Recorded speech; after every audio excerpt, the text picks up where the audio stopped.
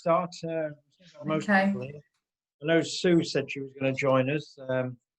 She did. I emailed her and she said she would try, but she she was going somewhere else. So I said, if you're not there, I'll give your apologies. That's fine. Okay then. Right, paper in order. I have in the past used the minutes of the last meeting as the agenda of this one, so I'll do it the right way round. Right, okay then. Well, thanks for all attending, and I'm sure we'll have a few more as we proceed. First one then, apologies for absence. I've had apologies from Councillor Oakes and Councillor Fuller. Are we all happy to accept those apologies? Can I just remind us that I believe that Roy gave, like I did at the beginning, a sort of a general apology, didn't he? No, I think at the time he just for a particular meeting he said he wasn't he hadn't got any good Wi-Fi. The Wi-Fi wasn't very good. I didn't know where he was. I understood from him that he'd subsequently said, could he present a whole apology for every meeting? That wasn't what I got from him. I mean, if he wanted to send it now, he could. Yeah, yes, he could. Yeah. Yeah. I'll accept that on his behalf. He hasn't spoken to you then, Tony? No, not specifically. I've spoken to him a couple of times on day-to-day things. Okay, fair enough. Okay, but let's just take that then. But that's what my understanding was. Yeah. Okay then. But from now on, that we'll accept that as a blanket apology. Blanket. Couldn't think of the word. Yeah. I mean, if he does get all the information, it would be better if we did get them for each meeting. Really. Right. Okay. I'll tell him when I speak to him. Right. Thank you. Right. Declaration of interests. I know because we have go on, Terry. You can get in there first.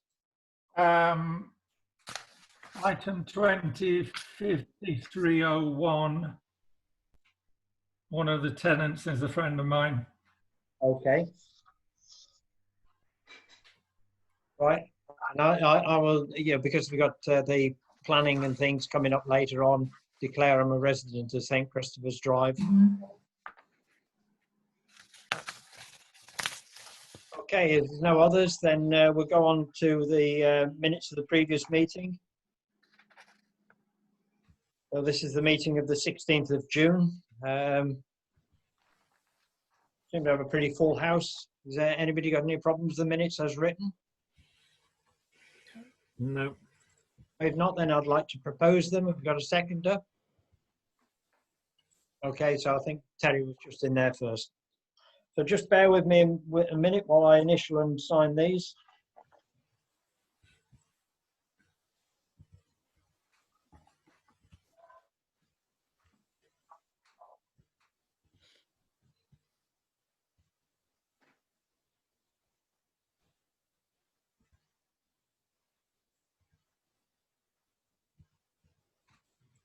That's done. Okay then, thank you. Public participation then from interested parties. I notice we have Nadine with us. Nadine, here as an observer, or did you want to speak? Hello? Hello? Hello there. Hello. I think I was supposed to be speaking on this. Can you hear me? We can hear you very well, Nadine. Okay, right. Good evening, councillors. On behalf of the residents of the current Ashton Estate, Ashton Road, Old School Avenue and Mason Close, I would like to thank the Town Council for their support in opposing the outline planning application for the back of St Christopher's Drive, which has just been granted against the wishes of the people of Oundle. I would like to thank particularly Councillors Peel and Clark, but above all our Mayor Tony Robinson. I know that he has put hours of work into fighting the application and did with all within his limited powers as a town councillor to obtain a better outcome for Oundle. It strikes me that the wishes of Oundle are being totally ignored both now and will be in the future. Localism is now out the window. Excellent arguments were put forward to oppose building on this site by Oundle, but these were totally ignored and brushed under the carpet. There is no doubt that this is the totally wrong place to be building and will be detrimental to both current residents, future residents on the site, and the town itself. There are far better sites, for example, Benefield Road on a proper bus route with no noise issues, no drainage and wastewater problems, safe and two-entrance access, and plenty of room for additional facilities. Oundle is the victim of the failings of ENC planning to secure their housing quota in the rest of the district, and non-Oundle councillors should be ashamed. Oundle has now no say in how it is developed, and the jewel in the crown for the district, because of its historic nature, is in danger of being ruined. I hope that the town council will continue the fight, as I know there are good grounds for why this application should continue to be opposed. The main one being unsafe access and the detrimental effects this will have on East Road and the possible loss of street parking, such a key issue for the town. I await your comments during the meeting. Thank you for listening. Okay, thank you, Nadine, for those words. We know there's a lot of people in the town feel the same way about what's happened. It is an agenda item later on, so we'll discuss it a bit further as we go on. Thank you. Right, so now we've got the consideration of requests from interested parties. Got any? There's none, right. And then the report. Mayor's report, I did actually manage to write something this time, and I put it out about half an hour ago. But, main one is, the thanks to the participation. I mentioned this time, 3 people in particular, Peter, Jerry and Ian, but it's a participation of the councillors in what's gone on over the last few months has been tremendous. And I have to be delighted by the idea of the boardwalk being up and running. And if you want to throw me off the end of it when the times are right, quite welcome. Jerry. Thank you, Tony, and I will, because you spelt my name wrong twice. Yes. as I see it on my screen, it's got a J on it in this version. Yeah, always has done. Yeah. Yeah. So yours is as in the pacemakers, aren't you? Yes. We get a double dunking for that. I do apologise. Yeah. Okay. I wouldn't let him up. No, but it has. Considering what we've been through, it's been a tremendous few months of successes. So very pleased with that one, and we'll carry on. Right, district councillors report. We had one from Rupert. Yeah. Brief one. Okay, that's all then, and then on to town matters. So there's a big reports here, aren't there?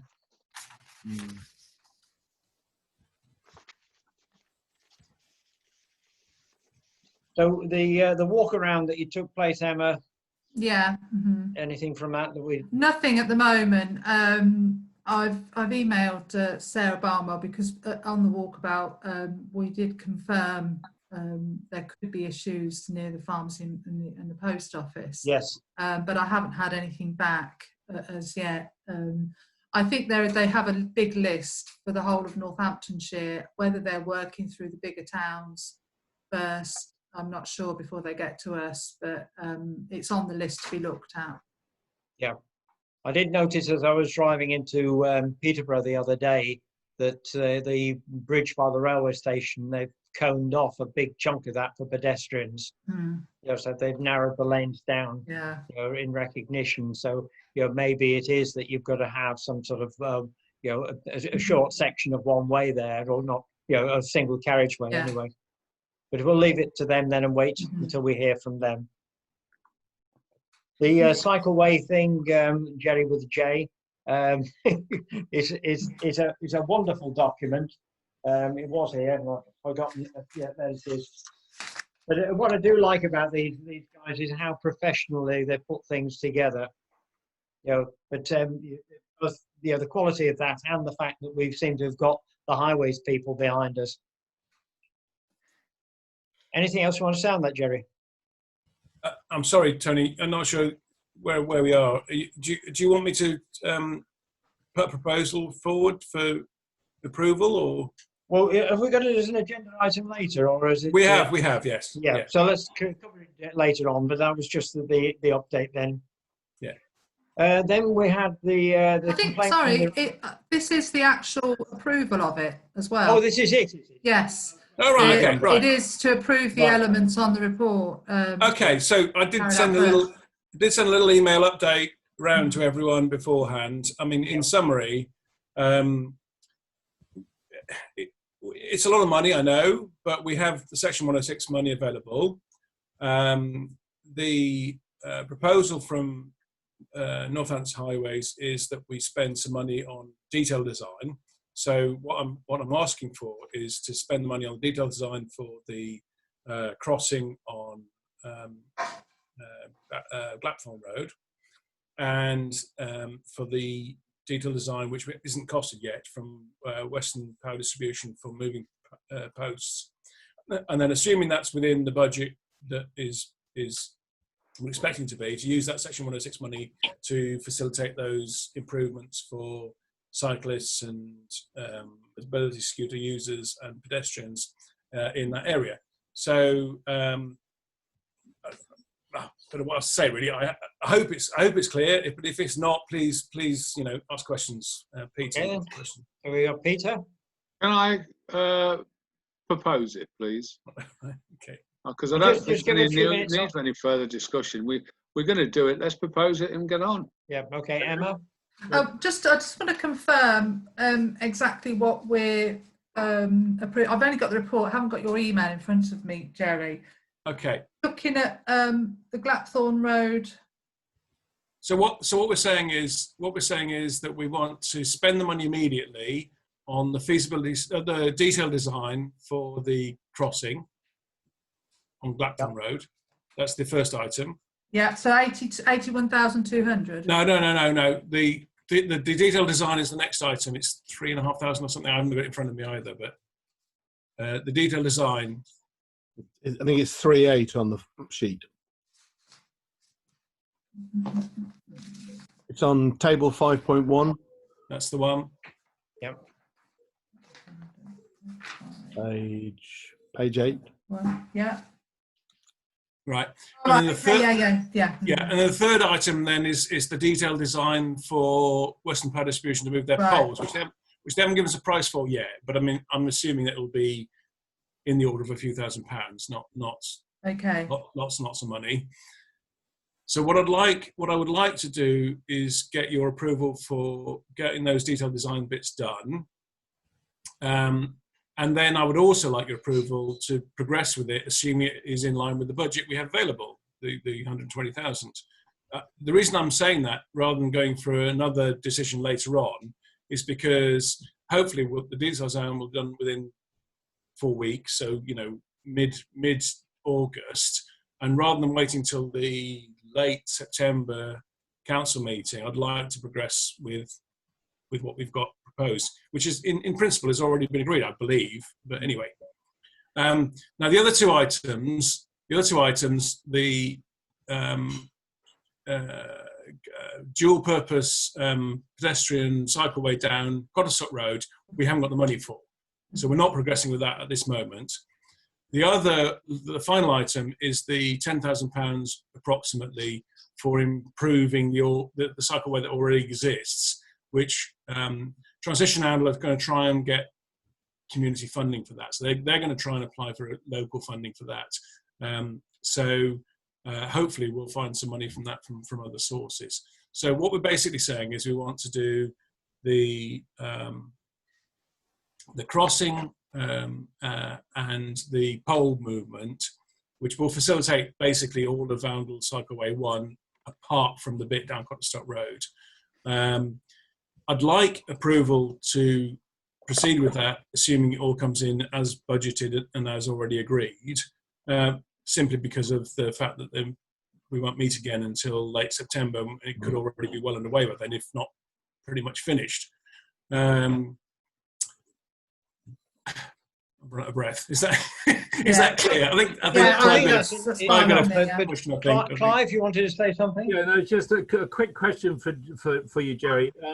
Is it all going to happen? I mean, are we when the money for the feasibility study is going to come out of the budget? Are we going to run up against any sort of planning things where they say, we've spent this money, a bit like the neighbourhood plan, you know, actually, no, you can't have the first plan. You're going to have to come back and do it again and spend some more money on another feasibility study and change it around? Or is it all sort of settled? We're not going to have to use up our money, our valuable money, on feasibility studies and over and over and over again. All right, let Jerry answer that, and then I'll come to David. I don't think so, Clive, because it's all in the remit of highways. So Northants Highways have been working with us on this. They've agreed to it all, and they've agreed to it all. They've produced the feasibility study. They've produced the budget and the plan. So once we give them the money to do the detailed planning, they can then finalise the budget, and then they can. It's not very commercial. It's not like I know from a commercial world where you go for tenders and you have competitive contracting. It's basically down to highways. So basically, they say, "Yeah, we'll do it." We've had such a horrendous experience with the neighbourhood plan and everything, toing and froing, just wasting money. But I just don't want that. I would hate for that sort of thing to get in the way of something really positive, as Tony said. This is something really, really good for the town, and then it's going to be just dribbled away by bureaucracy, and that's the one thing I want to avoid.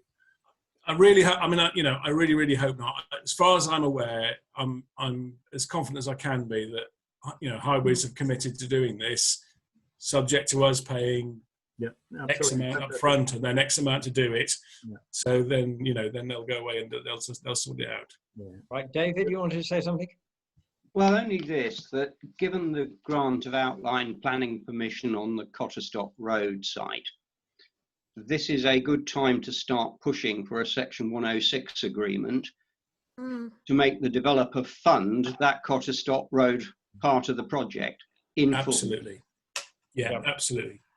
Haven't we already been in conversation about the cycle track from down through to the to Occupation Road for that? We have, and we weren't very happy with the answer that we got back, if you remember. Yeah, so I'm just wondering whether we now won't. I don't know whether we'll be able to change our mind and go and ask for something else. I don't know how far they are with that Section 106 agreement. So what we want to see is what comes out in cash from the agreement they've come up with, because there was 106 money for cycleway, but it was fairly strange the way it was worded. Jerry. Yeah, I think the other thing to say is that Transition Annal and Annabelle are, or Transition Annal are lobbying Annabelle, and Annabelle is being supportive in terms of trying to get some money from the more general cycleways budget, try and hopefully complete this first one. So there are other streams as well. So I don't disagree with you, Tony. We should, but there's other possibilities of getting that money as well. Yeah, good. So I think the proposal here is that we allow Jerry to proceed within the budget that has already been set. Emma. Just one quick question. If you approve all of this now, I can get the money raised for the detailed designs tomorrow. Yes. But I don't know, do we have to find out from Western Power, or will that come via highway? Jerry. Yeah, I think, Emma, we're keen to get the detailed design money approved straight away to get that going. Western Power Distribution, we need to chase them. Yeah. So I don't know what that number is yet, but we'll chase them. Do we know who to chase for that? Well, I think highways are doing it. Highways are doing it. Okay, that's fine. Yeah. Okay then. Okay. So with the change in arrangements in Clapthorne now, are we ready to vote? I was just checking that David's back with us. Yeah, sorry, I've usual internet problems, but I've moved my physical location and I seem to have improved things. All right then. So what I would like to propose then is that we give Jerry permission to continue within the budget that's already been set, you know, both the feasibility study and then through to the full thing. But you know, with that provision that it has to be within the budget that we've set. And he comes back to us if any of the indications are that it won't be. Yeah. Okay, so I'd like to propose that. Have you got a seconder? Yeah, there we go, Malcolm. Right, and all those in favour? That's very good. Okay, thank you. Excellent work then, Jerry. So then moving on where I was before then, so they received the complaint of the residents regarding the use of the war memorial for seating by members of the public. We've had two more complaints about it today as well. Yes. And Lisa has seen on a number of occasions people sort of sitting around it. I mean, in this beginning there were sort of mixed reviews. Some people didn't really mind, and obviously I'd had a conversation with the Yes, Marina. Deans, and he put his across. Couple of the people that have emailed us today, they'd actually asked, you know, for the cyclists to sort of move off the war memorial. Yes. And didn't really get abuse, but it wasn't, you know, they weren't apologetic or anything, let's say. Yeah. So do we need signage? Is that the well, there is a sign. Sorry, I've just. There is a sign on there at the moment. Now, when Lisa asked some people to move, you've got the bollards with the chain that goes round, but it's like 2 steps up or 1 step up. They thought that even though that said keep off, they could sit on the bottom step. So we thought whether we move them down, the only thing, if you move them down to the cobbled area, that's highways, the actual cobbles around the bottom. So we would need, but we could perhaps see about moving bollards down to the last step and then probably put a slightly bigger sign. I mean, we don't want to put massive signs on it because it's... No. Okay. Malcolm? Yeah, it's a matter of rewording it. So no sitting on the war memorial or whatever. Rather than, I don't know what we've got up there at the moment. Well, please keep off the war memorial. I think one of the problems we have at the moment is we shouldn't try to resolve this in this forum. It needs to be resolved at the war memorial with 2 or 3 people looking at it, you know, and because the other thing that we don't want to do is cover the war memorial with signs, which distracts from it even worse. Ian, I'm maybe got a rather heretical view on this, but I don't see any problem, and I've talked to lots of people who don't see any problem with people sitting on the curb or the step in front of the chain. There's nothing inherently disrespectful about sitting next to a war memorial or any form of memorial. If you have a memorial bench, it's meant to be sat on. The Albert Hall's a memorial, the chapel in town's a memorial, and they're all functional and used. And I think actually a memorial, it's not a grave, it's not a cemetery, it's a place to remember people, and sitting down there with a cup of coffee looking at the names is better than ignoring it. So I actually think there's too many signs over it at the moment, and I think it's better that it's used than not. Okay, Jerry? Personally, I agree with Ian. I mean, I think it's not something we can actually enforce. There's nothing we can do about it, and I don't really personally have a problem with it. Okay, and Terry? I agree with the previous 2. Okay, and Val? Well, I spent a lot of time, 2 years, going every Sunday to talk to the bikers to get them off the war memorial, because there was something like one day 18 bikes all over it. I think we've got to be careful because there's a thin end of the wedge situation here, where if we start allowing things to happen, it will just be all over it again. And I'm quite distressed about the idea of having people picnicking all over it. Yeah, okay, Emma? Yeah, I mean, as you can see, there is a very mixed bag of some people don't have a problem with it at all. and say, and say exactly the same as what Ian has said. But then other people are deeply offended by it. So it's how we manage it. I mean, I know the owner of Beans, he has opened up his courtyard and said people can leave their bikes there. I'm not sure whether many are or not, but it's not been so many bikes that have been there. It has just been people, and it hasn't. And a lot of the complaints have been at the Lycra brigade, as some people have called them. But then there have been other instances of other people sitting on it. It's not just cyclists.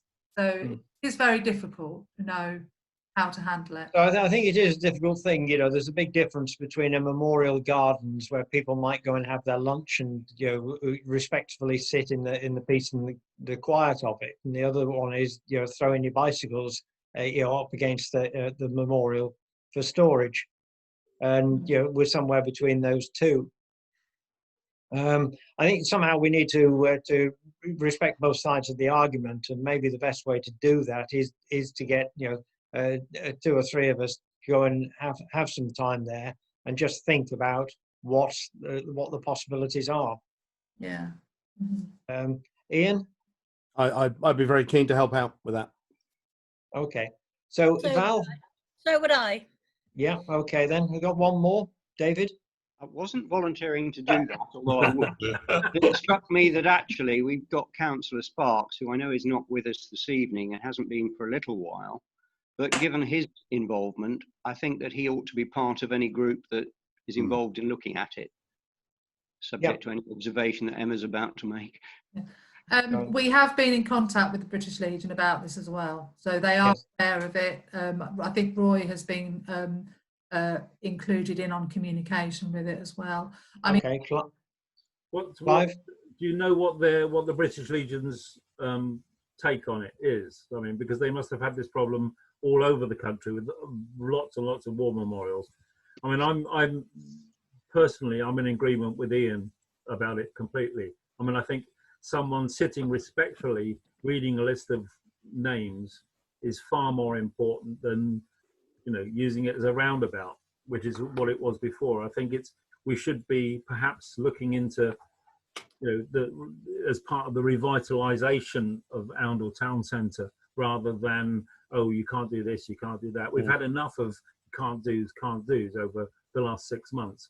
I think it needs to be opened up slightly more. Yeah, I think the secret word there is respectfully. Yeah, there's a lot of difference between sitting respectively at a memorial and using it as somewhere to keep your bike safe. So look, we've got Val and Ian then. Jerry? I haven't seen anyone parking their bikes on there. There's no bikes on there. They're sitting on the bottom step having a coffee. I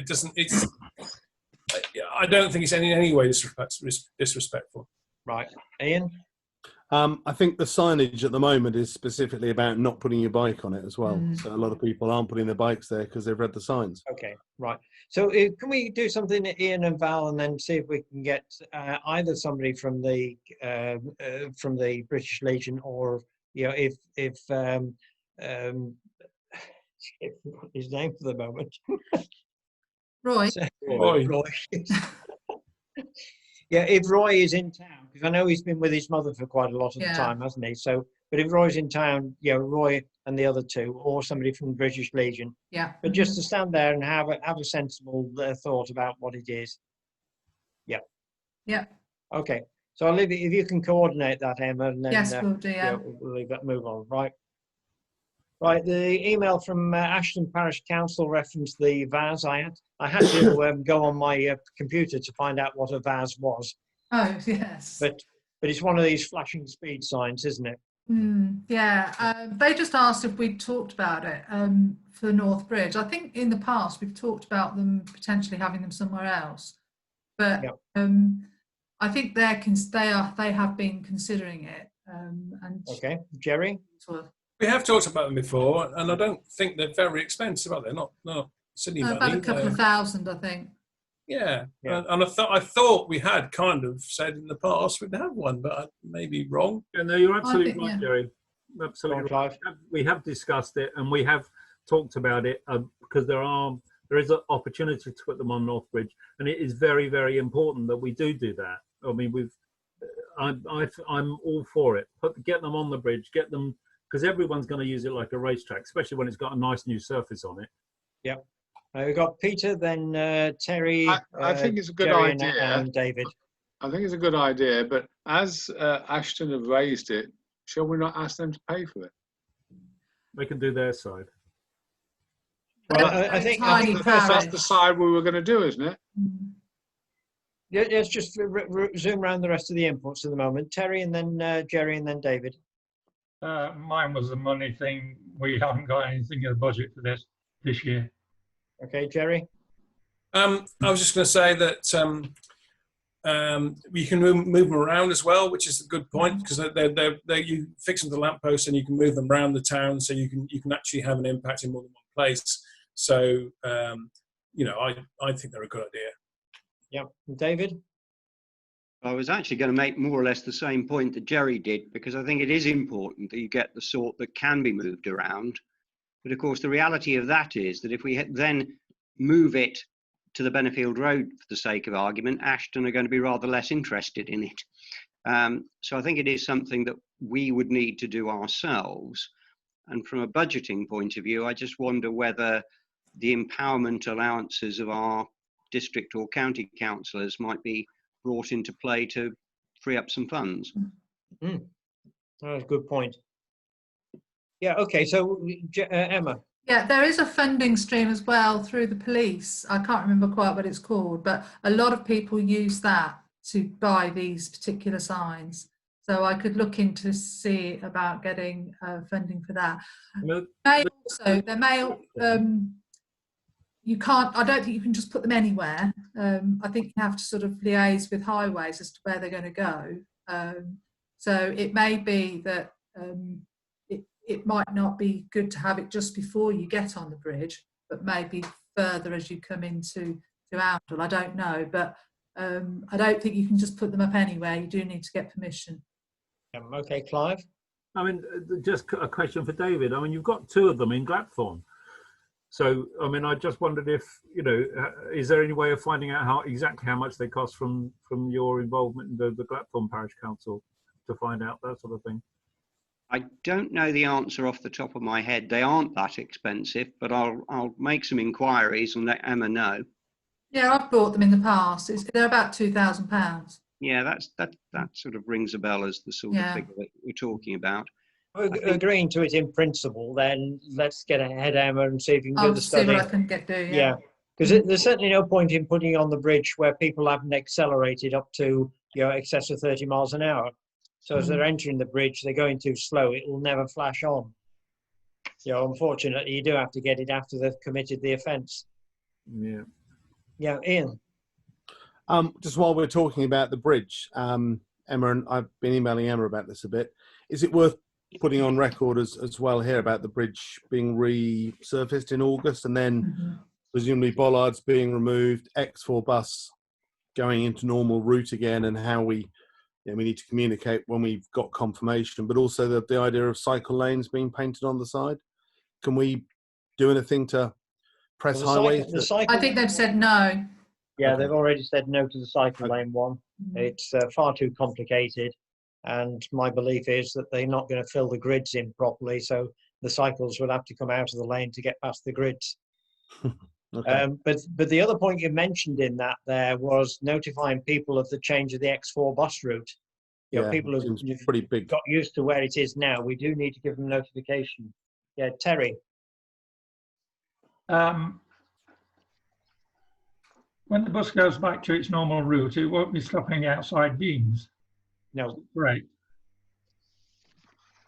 Is that correct? Yeah, that's correct. It'll go back to its old stops. So what if we got somebody to fund a cycle rack where the bus is stopping and mitigate the problem of bicycles on the War Memorial? Jerry? I think this goes to a point that someone's going to make later on about the one-way streets around Oundle and congestion. I think the problem is that the bus at the moment has been causing problems and is making it difficult and creating congestion. I don't think filling up that space with a bike rack would help that. So I think we need to go back to where we were and then think again about what's next. Okay. Yeah. Okay. And Ian? Did a walk around a couple of years ago in the rain with a guy from Highways, and he was quite against putting a bike rack in that location because just people coming around blind corners, all that sort of stuff. I'm not sure why it's worse than a car, but he wasn't keen. So I think, we've got, just as Jerry said, we've got this bigger study going of the one way. We need to include it in that one. Yeah. But certainly we do need to tell people we need advance warning from Highways and from the Stagecoach. So Emma, if you could follow that up for us with Stagecoach and find out what the process will be. Right. So back on to council matters then. Clerk's report. Busy as always. Just in the details, I haven't got them in front of me at the moment. There were 2 or 3 that were still open on there, weren't they, with people's requests? Yeah, I think one of them has closed now. The report about the dead was on Blackthorn Road, Rockingham Road, that actually fell over and fell in front of the residents' drive. Okay. And we've been lobbying Highways to come out and see it, and so of course they had to come out on an emergency and remove it. So that one has been done, and I think the grass on Tilly Hill Close has also been cut as well, so that's now sorted. Okay. And we've got the one about the precept later on, haven't we, as an agenda item? There was another one I thought was a bit odd, but never mind. Okay, so thanks, Emma. The crime figures as well were interesting. Consider appointing Angletown Council a trustee of the museum. David has given his apologies tonight, David Fuller, but he did show an interest in this, and I did ask him tonight if he was still interested, and he said yes. Would I mention his name? Right. So are we fighting for this position, or has David got it? Right. All those in favour? Yep. Okay. So David is now our representative on the museum. I'll let him know. So the more difficult one then is the lease for the museum, and I know both the other David and myself have been in the middle of this conversation. We certainly need to tell the museum that it's got a renewal of its lease essentially automatically, but I think for their planning we need to say here and now, what do we believe we can sensibly sign up to with these guys? We don't want them to be going year by year, but at the same time, I think a 21-year lease that they're looking for is a little bit beyond our ability at the time. So we're open to discussion. David?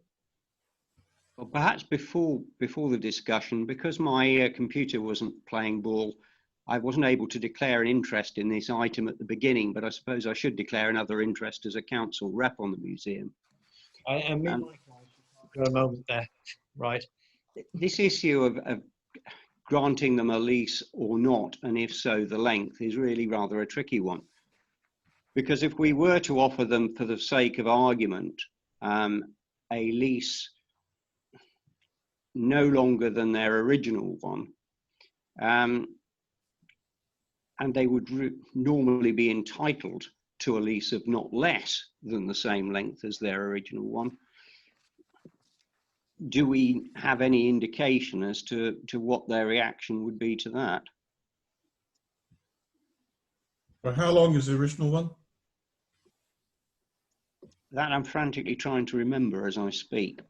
It was either 7 or 10 years for Jerry. Yeah. No, I think it was 20 years. I think they celebrated their 20-year anniversary last year, and that was the anniversary of the lease being given. I think I might be wrong, but I think it was a 20-year lease. Okay, I didn't think they'd been in that premises for that long, but yeah, because they were elsewhere. Val, then Val, Pete. I know. That'll be 20 years in that in the courthouse because they're originally in other premises. Yeah, Yeah, So I if thought so. they have their 20-year anniversary from starting, then they certainly won't have been in there for that long. In the Okay, Peter. courthouse. But I think, can I just finish? But Yes, I think sorry. anxiety, I'm not saying whether I think right or wrong over this, but I think their anxiety is that they think they won't be able to get any kind of grant funding Yeah. unless they can reassure funders that they've actually got a really stable tenure in the courthouse. Yeah. Yeah, I understand the problem. Yeah, Peter. Yeah, that's what I was going to say. As I understand it, last time they wanted this 20-year lease, it was so they could get the funding required to do what they wanted within the museum. Yeah. Is that not the case anymore? Because if it is, then we have to look at the 20-year lease, although we might not want that, because otherwise they're not going to be able to move forward with their plans to make the museum a better and more interactive place. Yes, okay. Then Malcolm and then Ian. Well, the only problem with a 20-year, or the major problem with a 20-year lease, apart from the fact we're able to sell the building, is that we're really opening doors of 20 years of subsidy to them. Mm. So yeah, and then Ian. That you have to be aware of that, I think. Yeah. I'm just a simple teacher, and I don't understand how leases work really. But if we issued a 20-year lease, is there any way out of it for us, or are we fixed for 20 years? David, the lawyer. To answer your question, I mean, the lease could contain a break clause in favour of either party. There's no legal reason why it can't. However, I think that the museum would have difficulties if we had a break clause in it that enabled us to terminate the lease early, because that will affect their funding streams. So I think there is a problem with that. And although I understand the reservations of Councillor Glenn about potentially committing ourselves to subsidising the museum for the next 20 years, I also have to ask, well, what is the purpose of Oundle Town Council? And isn't it in part to support things like having a museum in Oundle? The museum started off in the room above what was then the drill hall many, many years ago. Certainly more than 20 years ago, I would have to say, because I can remember how old my daughter was when she took part in that opening event. And presented a bouquet to Lady Brassey, and it was a very long time ago. But I think we should bite the bullet and say that we should certainly be offering them a lease of no less than the current length. Okay, and Val? Yes, I need to add, well, David knows this. There are two things. One is that there's a moral side to this, in that the museum, we were sort of in partnership with them, and we encouraged them and supported them. I think it was, one of the things that we were promoting, if you like, as the count.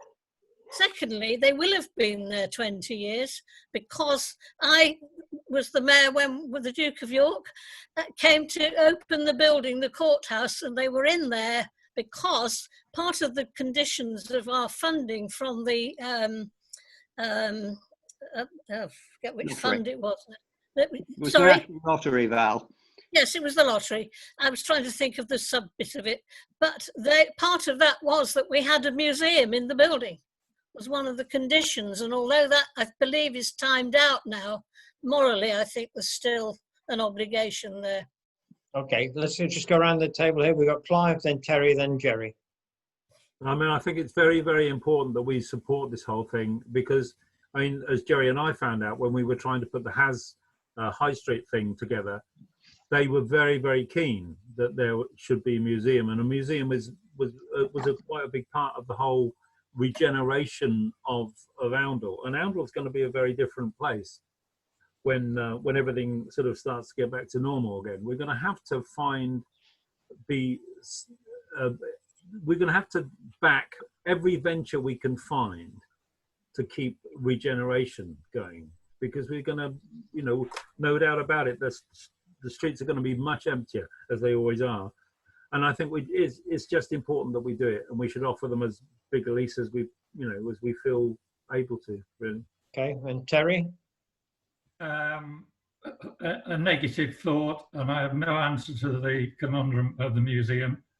But if we give them the lease that David says that we have to give them, then we as a council are giving up control of that building to the museum.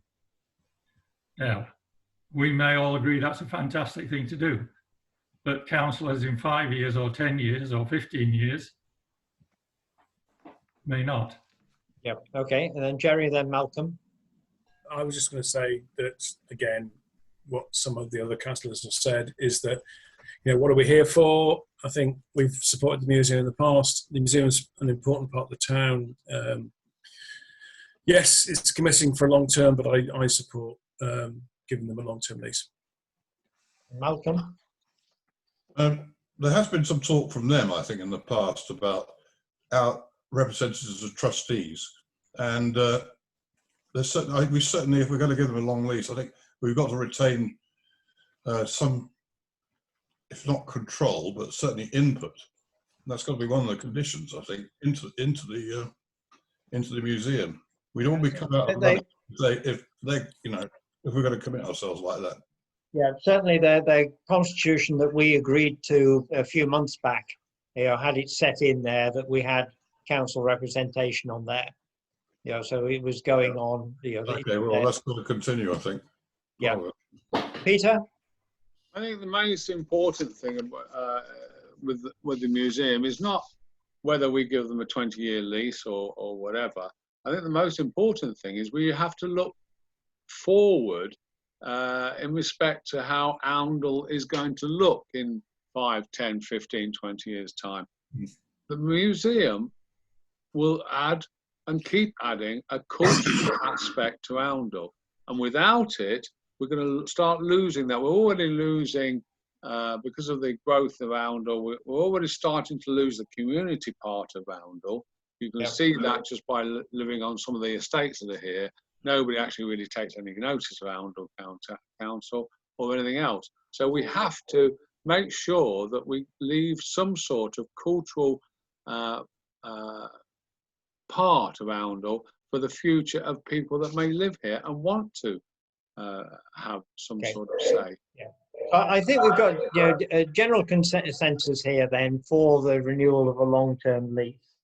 I think I personally would like the details of that, you know, to look at the sort of options that we talked to, you know, in this conversation about, you know, so, you know, if, for example, we want to move their location to another one of our premises, that it's covered in the way we word the document. Good point. Likewise, if for any reason the museum itself folds, you know, we need to understand, you know, what that means to the lease. So, you know, it's over to the staff work now, Emma. You know, we've got the principle that we would go on, and you know, essentially using David's words, you know, if the lease is renewed for the same length of time as the current one, let's see if that works out that it is 20 years, you know, what they're looking for. Okay. So you want me to start sort of, you know, putting the wheels in motion to get it new and drafted up. Okay. And certainly if you want to tell the chair of the museum trust, you know, that I'll tell him. Yeah, so no, I will let them know that we had a very positive discussion here around it. But it's down to those details, though, to make sure that we keep the thing, you know, as fluid as we possibly can, and we don't constrain our future councillors with something that's impossible to live with. Okay, well, thank you. That was a very good discussion. We don't need to vote on anything like that, do we? No. No. Okay. Right, to consider the new code of conduct consultation and agree to send a response to from us to the individual responses from, sorry, as well as our responses. Yeah, so this is another big document. Anybody got any input? Did you see the email that I circulated that Terry had sent me the minutes from the Joint Standard Committee? Yes, yes. At it, and I love the bit when they decide to make the meeting even longer, and I couldn't understand how they took so long to talk over the first 3 items. I could tell you, but I'd be liable. I never know which is right. So probably both libeling and slandering somebody. All right. So is there anything to discuss, or is just one of those documents? Terry, you're the expert. Well, we can look at it and decide as a council on the response, or we can do it as individuals. They have to do it as a committee. But what I will say is, if you look at that thing, someone, I mean, I didn't know anybody because the first time I'd been there, but the lady who was responsible for looking at it closely is, or has been, a monitoring officer. yes, Do you know this lady? Yeah, Babs? yeah. Somebody Yeah. over there? Babs. Yeah, and just from her replies to questions, certainly impressed me that she knew what she was talking about. So she looked at it and boiled it down and said, I recommend we give these replies to the consultation. So we were talking around that, and nothing very much moved from what she said. Some words here and there. Yeah. But it took a long time to get there. The main thing, as far as I was concerned, and of course, being a new boy, I came in trap shut, but somebody else brought it up, in that it's all very nice, that, but there's no mention of what will happen to a councillor or councillor, lady or gentleman, who's a bit naughty. Nothing in there at all. Well, that gives me a lot of freedom. That was raised by somebody else, and everybody agreed that wasn't a very good look. All right. Rather than try rewording these things, they're always going to have sort of bits in them. Yeah. If anybody disagrees, then I just say, Arundel Town Council accepts it, and that's it. As it is. Yep. Jerry? Yeah, okay, we got thumbs up. Right, okay, so we've considered Emma, and we think it's a very good code of conduct. Thank you. Right. I was reading the one about bullying and consistent bullying. It's lovely. Right. To consider requests to start the classes in the rooms again. Jerry. I was very concerned about the Slimming World document specifically. I think if we're going to maintain 2 metre distancing, I did it on a bit of paper or on a spreadsheet or whatever, but I think if you're going to have 2 metre distancing in Glapthorne, you need to have no more than 3 people wide. That's assuming it's even 7 metres wide, which I'm not even sure it is. And you then need 2 metre distancing coming forward. So it's the rows of 3. And there's absolutely no way I can see you can get anywhere near 30 people in Glapthorne. So, Emma, go on. They're not looking to start until end of August, beginning of September, so things may be different. But as I understand it, there is the 1 metre and 1 metre plus rule as well, guideline. But I am meeting with the Slimming World consultant on Monday, and we're going to look at the room, and she's going to show me exactly how it's going to work. And Ian? Sorry, can I just come back? Yes. Okay. Sorry, I just remain incredibly sceptical about how you can get anywhere near that number of people in that room. The Bally people, I did think sounded much more sensible. 10 in the studio sounds like a much more sensible number, which you could manage with. And I think the other thing you've got to remember is it's not just those people; it's volunteer action. I mean, we've got other people in that building. So if you're, I don't know how many people volunteer action are going in, but it's probably only 4 or 5, is it? I don't know, Val, you can maybe tell me. Sorry. Yeah, maximum 4 or Yeah. 5. So, you're exposing those people who are doing, vital services to 30 plus people coming in. But in actual fact, so this is what we're going to look at next week, because there are ways of getting into that building when nobody, like from our end, so staff, volunteer action, will even be in contact. They've said maximum. It may be that they don't have that number. So I just need to speak to her a little bit more before we just turn around and say no. They are looking at end of September, end of August, beginning of September before they start. Okay. And I think we are going to allow others, so long as they can say that they're doing everything that they can to ensure people's safety. I think, we should consider them to be able to come back. Ian and then David. I've got a couple of points. I thought the Slimming World, the ballet risk assessment looked pretty good, though I think they need to put their numbers in because they haven't got any limits on numbers on the actual risk assessment. The Slimming World one is as generic as they come, and it seems to put the onus of cleaning in between different groups in their sessions back on us for all of the walkway. Well, that's what their risk assessment says. All the doorways, the stairwells will be cleaned down, and that's to be agreed with the venue.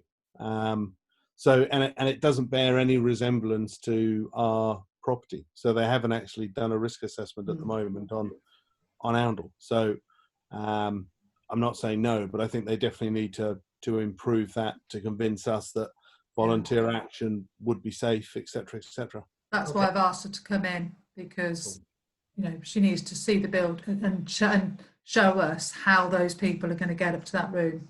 And they need to see it's not in Peterborough as well. Okay, we've got David and then Terry. I think the plan is to have a meeting of the council in August, which would enable the clerk to have her meeting and report back to us. So I suggest that we simply defer this item till next month. Opening the building completely? Well, subject to your advice on that, but certainly in terms of the Slimming World one, because you're having a meeting with them, it would make sense. Because ballet wants to start next week. Yeah. Okay, Jerry. I didn't have a problem with ballet. Ballet, we're only asking for a few people in. Was it 10, less than 10 even? Yeah. Okay, Emma again. I think, taking aside the individual classes, what I'd like you to think about now is the reopening of the buildings in general, and how we slowly work through that, rather than just saying, right, they could start, they can't start, because we're already moving back into the office as such. We've also got East Northants Council that may be interested to come back into their room. So it's more about whether we consider opening up our building as opposed to, the actual individual hirers. Yeah. Okay then. I've got a bit more to add, but let's Terry. We had these sort of discussions when we were talking about opening the market, which we opened with 3 stalls or something to start with. We did everything that we had to do to get the market open, 2 markets open. We did all the stuff that we had to do. Let's get these people back into Fletton House by doing what we have to do and make sure that they're doing what they have to do and try and get back to some normality. Yeah. I would, Peter? Just one point. With the Slimming World, surely the hall in the QV8, which is a lot bigger, would be better for them, because that way they can practice keeping a 2 metre distance from everybody, because they'll have more space. Can't we ask them to go there temporarily until we feel safe to put them back in the Fletton Hall? Because they are very crowded in that room. And to me, I'd go for the bigger hall in the QVH. Yeah. It's certainly, you know, I would love to move this over to an executive role rather than this committee try to resolve it. You know, I would like to give Emma the power, you know, to be the health and safety officer, if you like, in this thing, and to come back to us if she needs input. You know, but you know, we shouldn't be doing this sort of thing by committee. Terry. I propose and second that.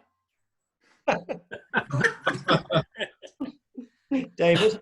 Sorry, Emma. Well, there's a law against that, but if that was a proposal, I would like to second it. I think we've taken the decision that in principle we open up. Yeah.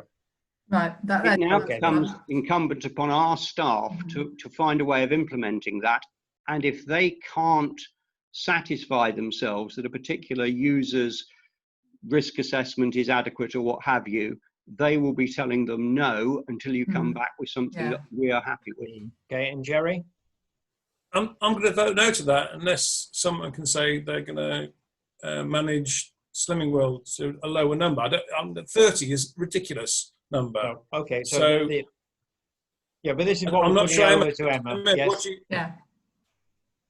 Yeah, we can't, as I say, the 30, you're quite right, will not fit in that room. Well, this is why I want her to come. I arranged the meeting because I want her to show me how that's going to work, and I wanted to show me how they're going to get in the building, up the stairs, and that sort of thing, in a safe manner.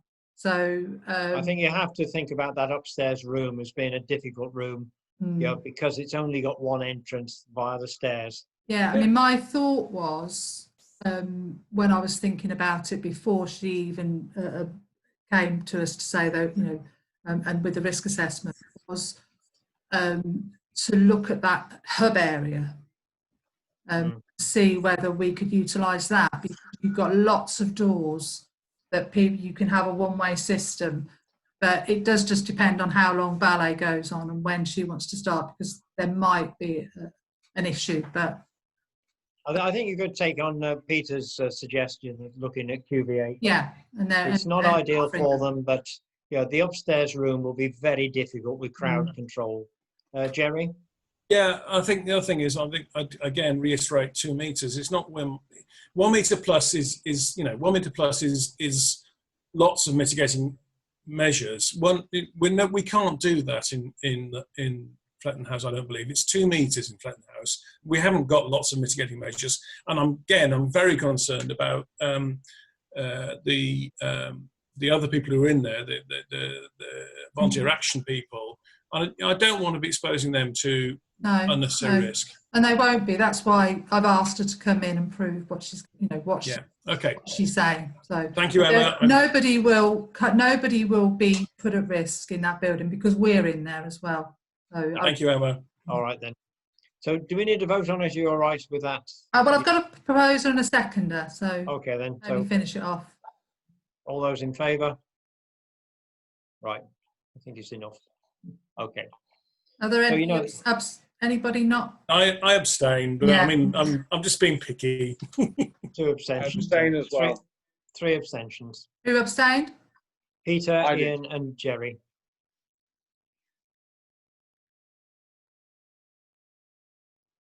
Okay.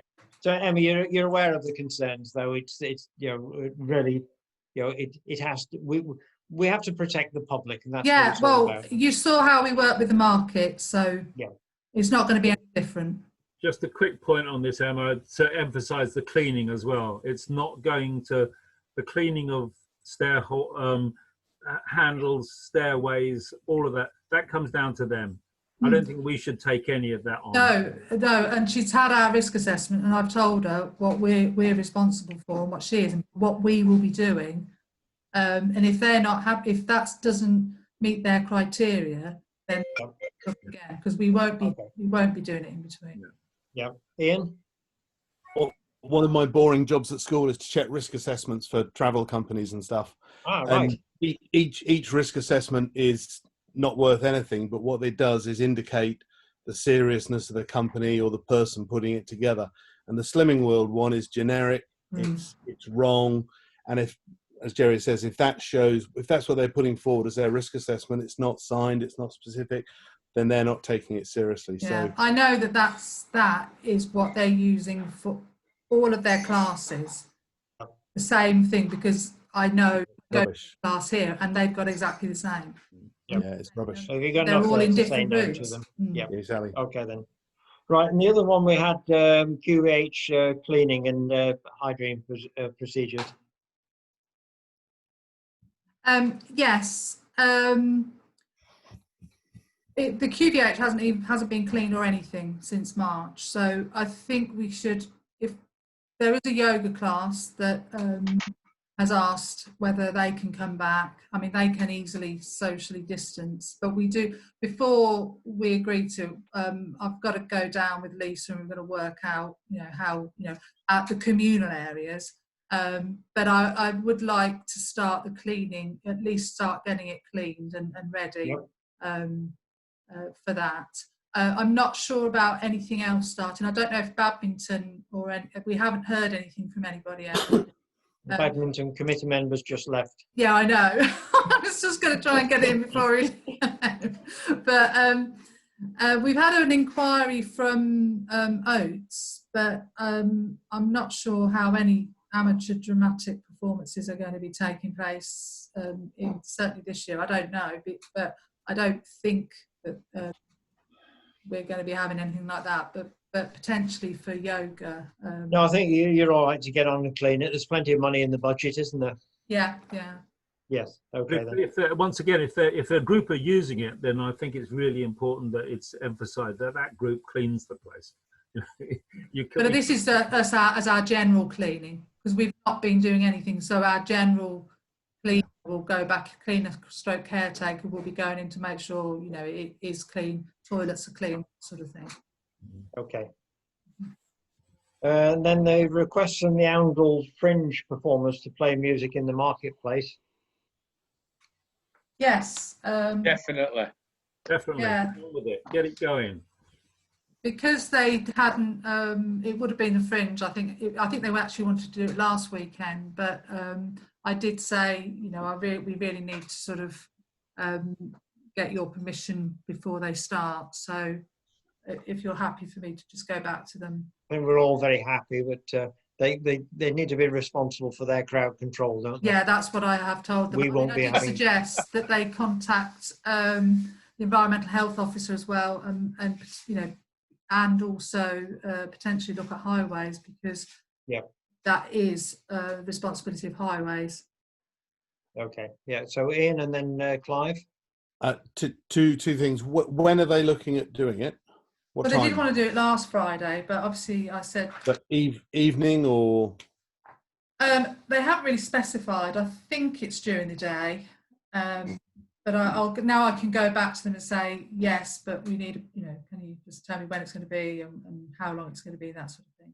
And the second thing, I know that do you know what they're playing or what they're doing? No. Because live music's still pretty much banned around the country, and the big issue is distancing, particularly if there's any wind or brass. It's 3 meters or more. That's true. Yeah. And that's stopping orchestras and.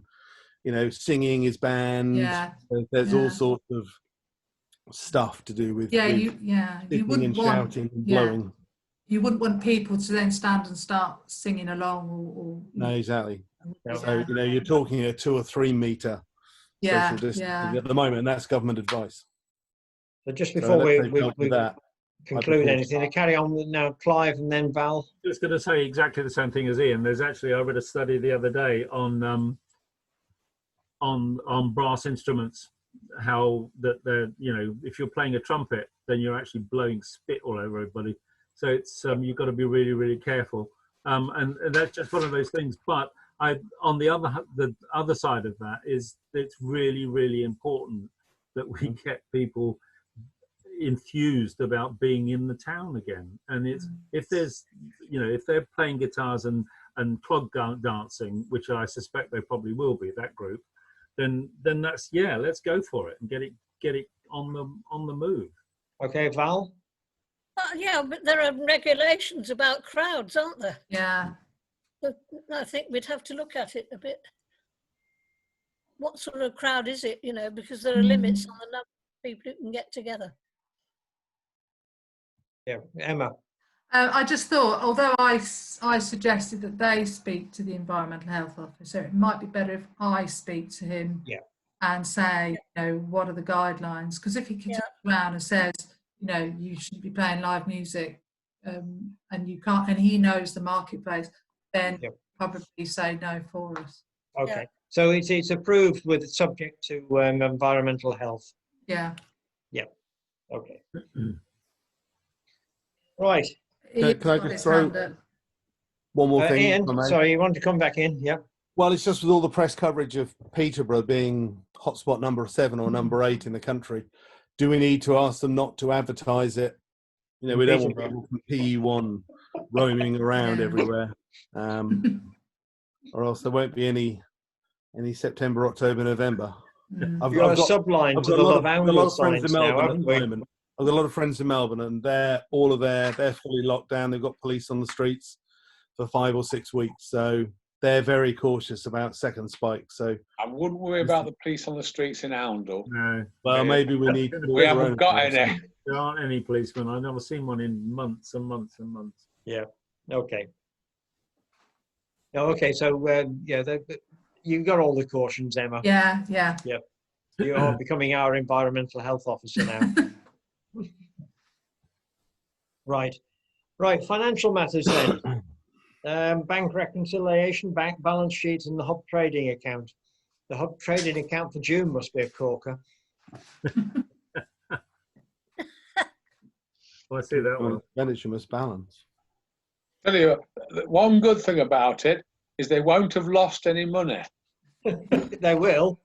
Oh yes, of course. The salaries. Yeah, costs continue. No, but weren't they furloughed? The staff were, but there's still a lot of costs still go through. Such as council pay for everything else. Well, the coffee machine is rented and things like that. So. Oh yeah, sorry, Malcolm, you're right. Yeah. Okay. Okay, so you've been through the documents and the pages of it. I'm trying desperately to get it in front of me again, but is there anything anybody wants to raise out of those documents? I seem to have left for a minute. Hang on, I'll come back. Right. Yeah. So we've approved those. Then we need a proposer and a seconder. Jerry's seconder. All those in favour? Sorry, who was the proposer? I've got Jerry as seconder. Myself. Right. Okay. And all those in favour? Yep. Okay, that's through. Payments for June. There's some interesting payments, but I'm beginning to understand the new accounting system. There's something about till receipts or deposits, and I couldn't quite work out what was going on. It looked like somebody was taking cash out the till, but I do understand it now. Counter or till. Right? Is anybody for anything from the June payments? Anybody's got concerns about? No. Okay. We need a proposer then. Right, Val's proposed and David seconded. And all those in favour? Full show of hands, thank you. And then consider increasing the cleaning of the public toilets during the pandemic. When we had our risk assessment carried out with our health and safety consultant, he did ask about the toilets and how often they were being cleaned. And at that time I said once a day, and he was a bit concerned and thought maybe they should be more than that. So hence the quotes. Yeah. Right. So Jerry? How many times a day? Sorry? How many times a day? At the moment they're only clean once. Yeah. But this on the quote, if we want to have them cleaned twice a day, it's about an extra £600 odd pounds. If we want to have them cleaned 3 times, £600 a month. yeah, it's about 1,000. Okay, £1,000 a Ian? month to 3 times a day. Yeah. Yeah, Ian? What was the consultant's recommendation? Twice a didn't day? have per a- time? He didn't have one. Has he done the risk assessment for us? Yes, yeah. Surely it would. It was a few weeks ago. Because it should direct what we decide to do, whether it's twice or 3 times a day.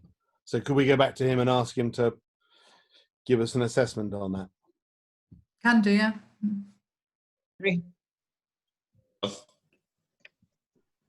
Jerry? I agree with Ian. I mean, going to 2 or 3 times a day is still, it's an 8-hour day, so it's every couple of hours. Does it really make that much difference? I mean, It's very difficult. Yeah. Malcolm and then David. Well, whatever result Emma gets, whatever advice we get, then I think we just have to do it. Yeah. Got to keep people safe. That's it. So we can delegate it to her. Emma. David? I was only going to say that until we've got any sort of firmer advice, let's increase it to twice a day with immediate effect. And then if in fact the advice is that it'll have to be done more frequently, we may want to look at it again, because let's say it came back and they said, actually, it's got to be done 6 times a day. Yeah, that's what I was And we're looking say. at thousands and thousands. We might have to close them because we might not be able to afford that. Yeah. Ian? I've been doing a lot of risk assessments for holiday cottages recently, and there's lots of stuff coming from Cumbria County Council about toilets being cleaned hourly, which is a frightening one. And the other thing they're big on is the fact that disinfectant has to be correct. It's got to be EN 14476. So can we ask that the cleaners are using stuff that meets that spec? Because otherwise we're just spending money for nothing. We either make it safe or we don't open them, I suppose, is the bottom line. Okay. Jerry? Yeah, that's kind of where I was coming from as well. Is it, we either just close them, or we clean them once a day with the right stuff, and then I can't see how we can realistically clean them hourly or whatever. They're cleaned once a day, or they're closed. Yeah, I have a lot of trouble personally on understanding the risk factor on COVID with public toilets, on the basis that you wash your hands when you come out of the places anyway. So whatever you touch, you've just wiped, done the right thing with. Yeah. So what is it we're trying to clean? We've got Emma and then Peter. Yeah, just saying on that, I mean, like when you look at some other places, they're checked hourly. I don't know whether now those places that check hourly are now cleaning hourly. 3 times a day, you've got, all sorts of things can happen in between those. And I mean, later on, we've got a letter from MPs saying, encouraging that we open toilets, because I know a lot of other councils haven't. Yeah. They've kept them closed, not knowing how to keep them clean. So it is, I mean, a lot of people have been really thankful that we've opened them. It's just, whether we just put extra signage up and say, this is how many times we're going to clean, and, it's up to you to ensure that you've got hand sanitizer. Peter? I would personally close them. Okay, and then Clive? I mean, we had an experience when we went to Stratford-on-Avon recently, and they've only got one set of their public toilets open, and it was really important because men of a certain age need to find these things, and one of their logics behind the whole thing was when they were closed completely, they just had everyone peeing up the trees and peeing anywhere they could, anywhere around the town, and it just made the whole thing worse. So they actually decided, well, we'll open the toilets and then we'll just clean them more. Simple. We've got Ian and then Terry. It might be that you could argue that without the toilets, there's few places in public. There's the Co-op and Waitrose where you can wash your hands. So maybe actually having them open as a place to hand wash is important. But maybe we also need good signage saying that, you know, they're only clean once a day or twice a day, and therefore we take special precautions, wash your hands well, don't touch your mouth. Basically the playground signs, but with more grown-up people on. But they increased the heat of the water. That's one of the things they did. They made the water really, really hot in the public to lose. So, you know. People didn't rinse their hands, yeah. Yeah, so Terry, we need to get to an end to this one. Why don't we put this forward to the next meeting, and in the meantime, Emma can get the information that several people have asked for. Yeah. So get the information. Nobody seems to be upset that it's only being done once at the moment, whilst the health and safety officer wasn't very happy. He didn't say, no, you're doing something wrong. So no, he did just say monitor it. Yeah. I don't know. You know, back on references, you know, if you take a bus, you know, they've moved all alternate seats on the bus, but you sit in that seat with your clothes on. So if you're infecting it from clothing to clothing, then buses don't get cleaned every hour. They don't get cleaned every month. Jerry.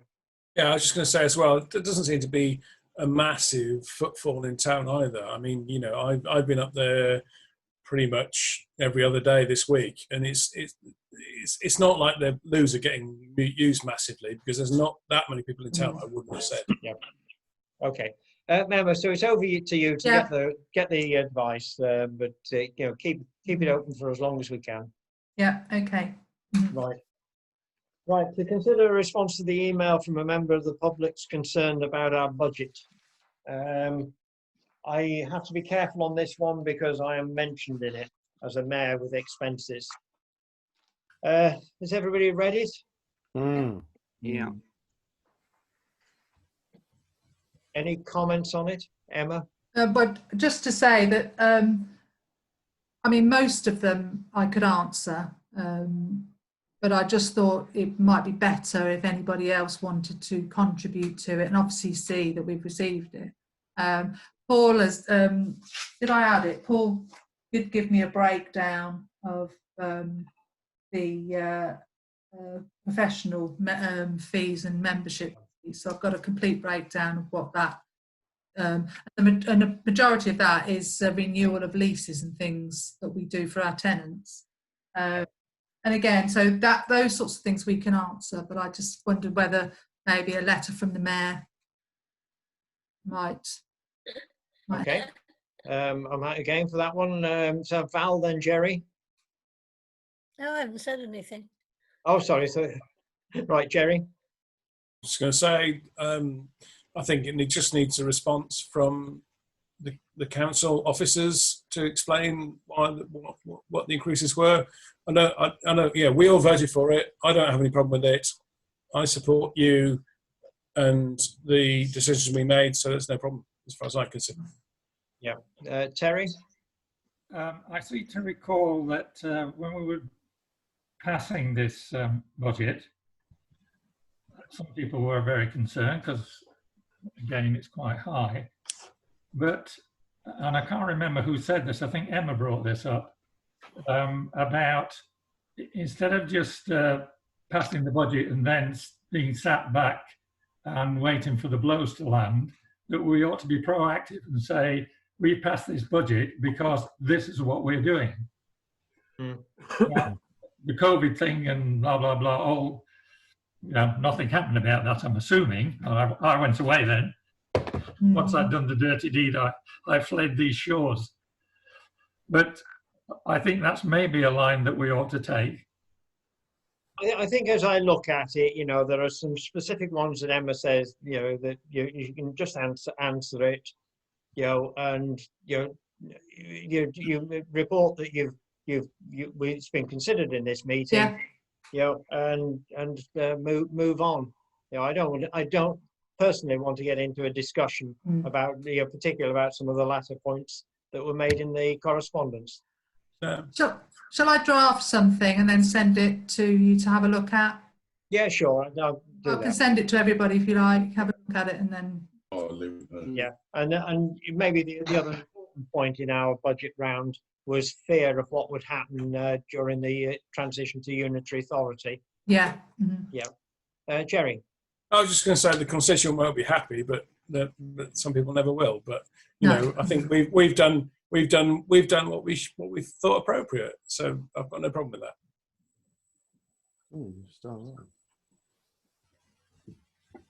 To approve the quote for work to the trees and clearing the shrubs on land at Corm Close. Yes, you may remember that this is the land that somebody wanted to purchase, but I don't think we could come to an agreement on cost. But Right. they've now stopped maintaining it, so it's all getting a bit out of hand. Yep. Well, So let's just do it then. Is this just an extension of the sort of things that Nobby and Peter do, or is it? It's Not a me, bit more. Tony. It's I a don't bit. do it. John, all right. It's a little bit more involved because there are trees and things on there, so it is work that we would normally get our tree guy to do. Yeah, okay. So they are our trees, and that we need to maintain them, aren't they? Yeah. Yeah. Okay. So what? Remind me what the quote is. It's 1,370. Right. I propose that we accept the quote and get on with it, please. Right. Okay. I agree. I second that. Okay, then I'm in favour of that. All those in Right, so favour? everybody all in favour? Okay. Oh, Terry, sorry, Terry, we've cut you off there. I'm putting my hand up quickly to be in favour of it. Okay, right, that's fine. Good. And then approve the quote to cut and bale Snipe Meadow. Yes. And I have that here. It's £780 to have it cut and baled into small bales so they can take it away, or 680 and they'll bale it up in larger bales.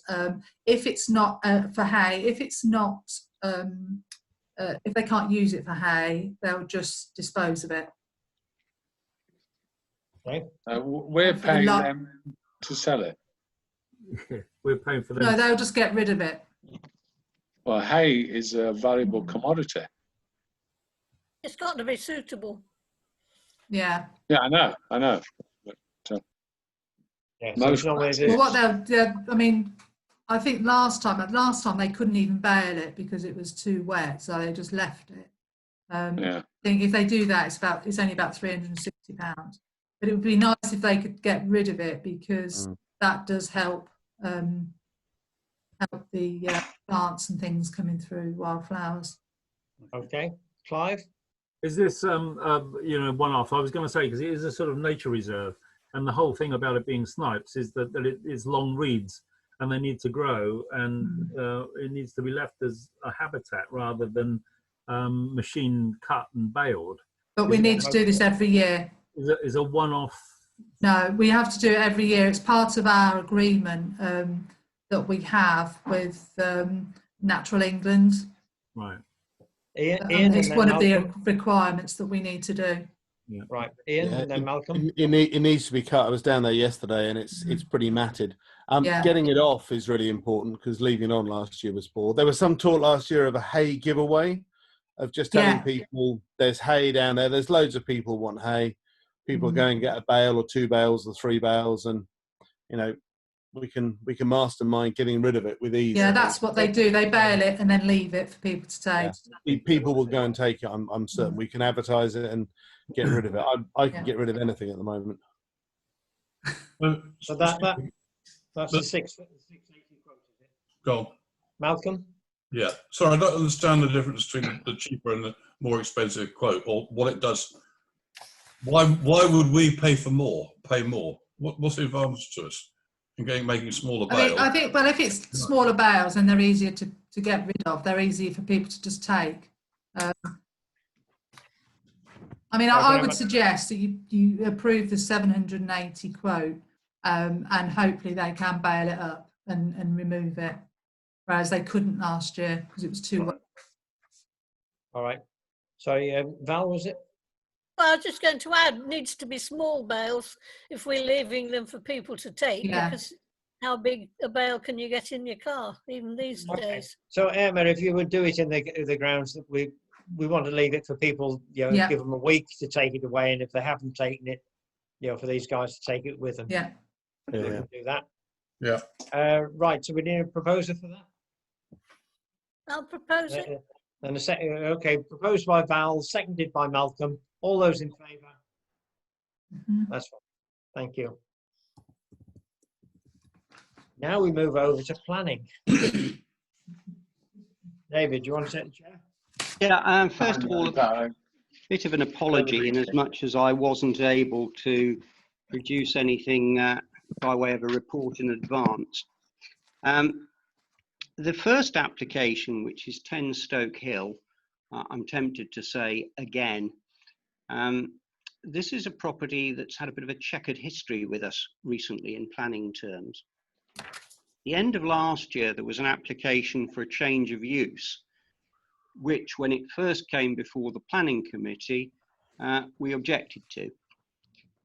Subsequently, the agent for the landowner or property owner came and advised the planning committee in greater detail about aspects of that particular plan.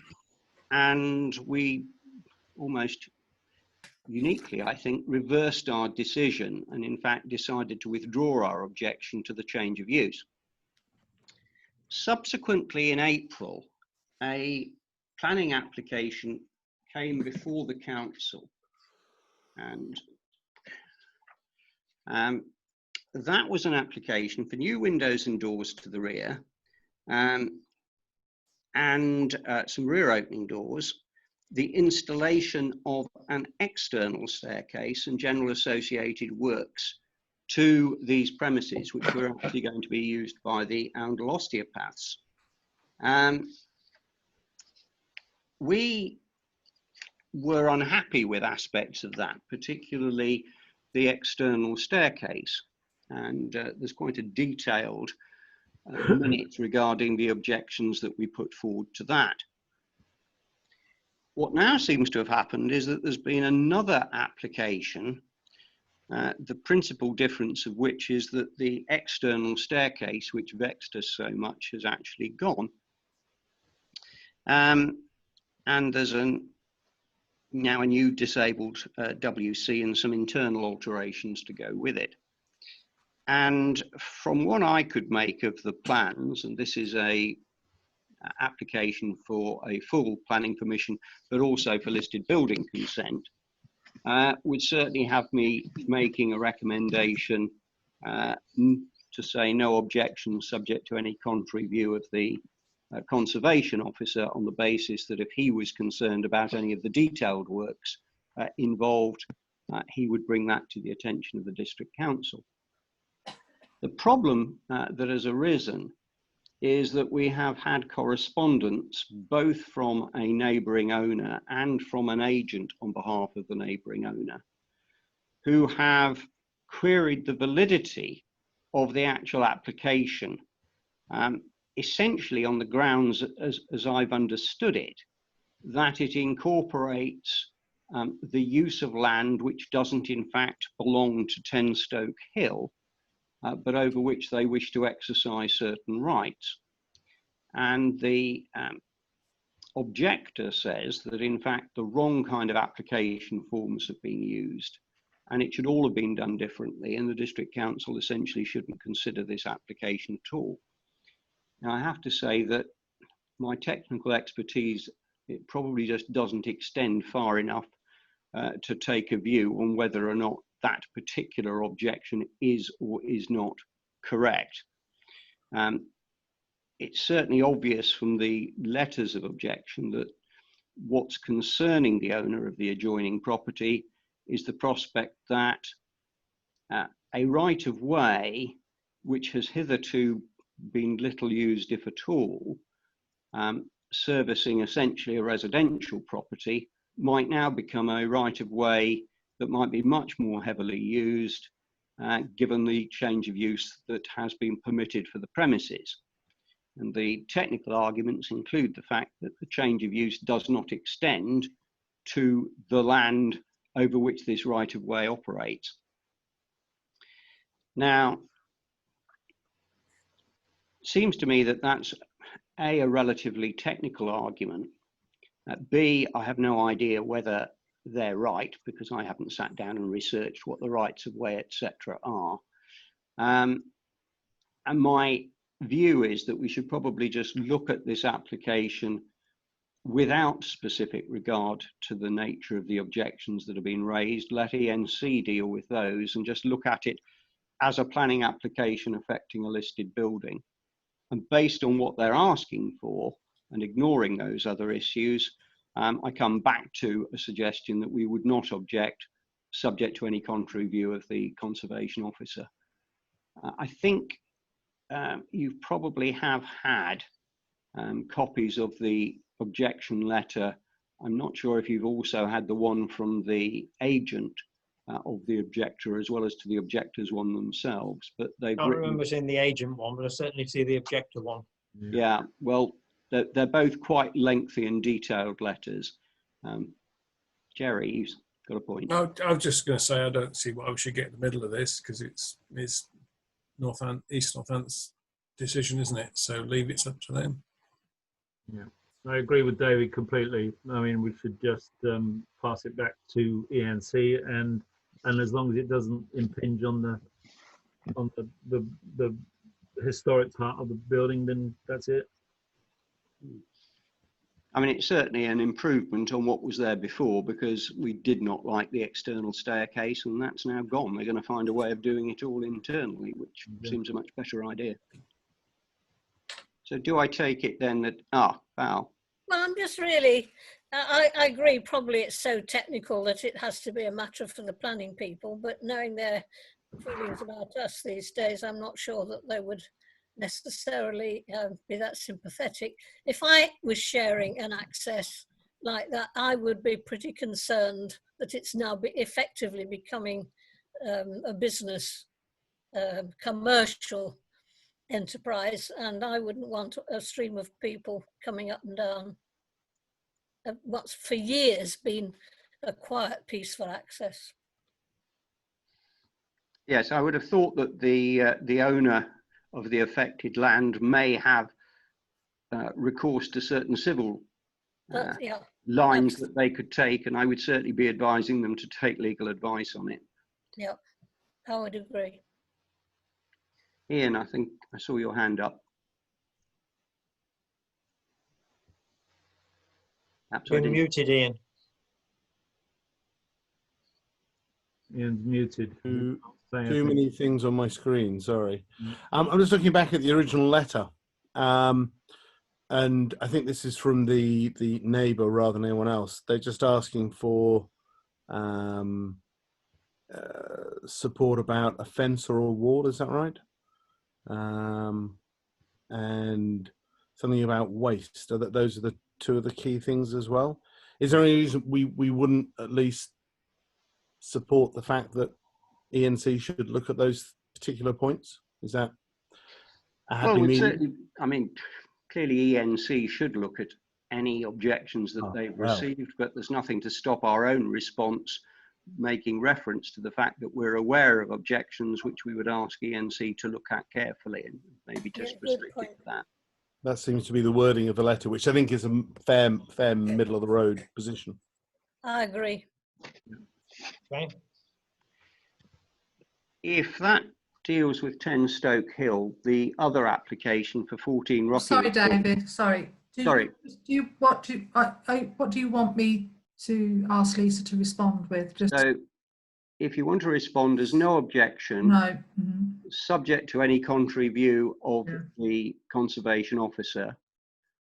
But we would ask, but we're aware of objections to the application and would ask ENC to consider those objections carefully. Yeah.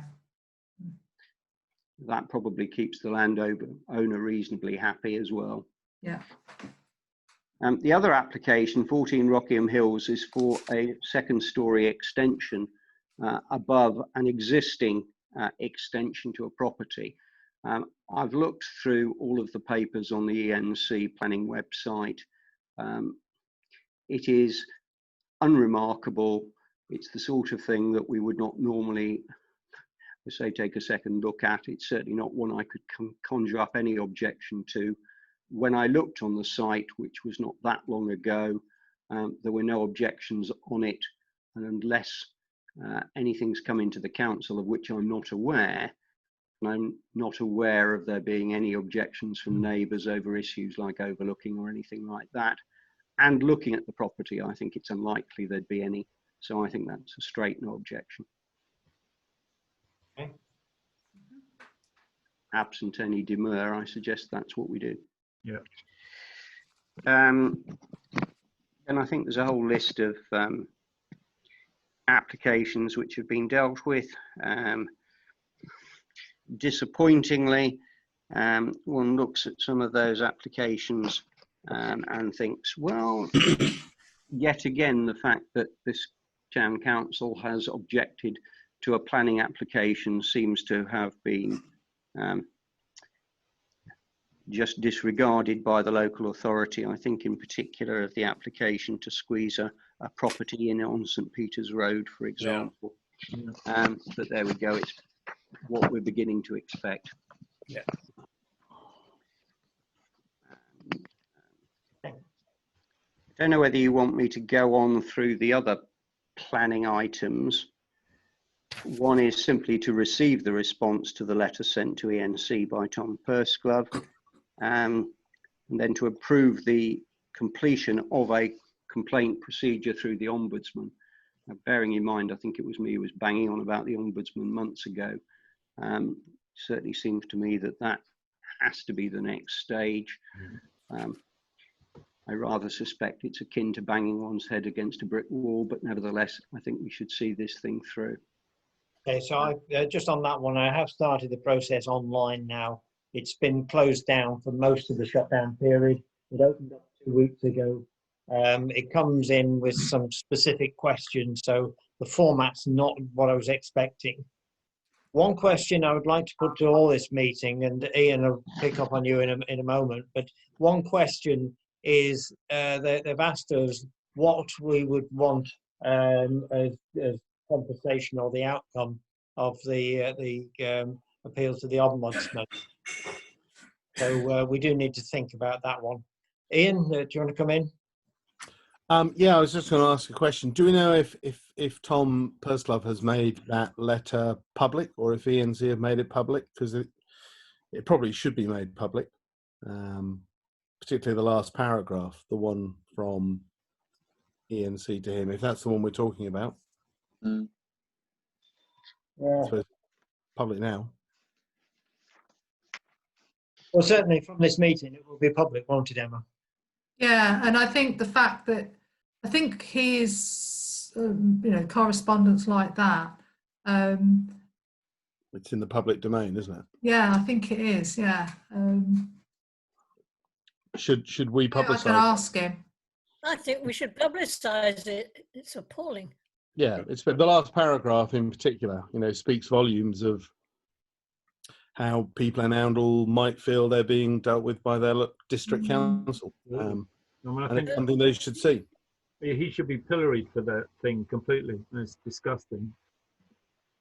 I think we should put it in the next edition of the Advertiser. I agree.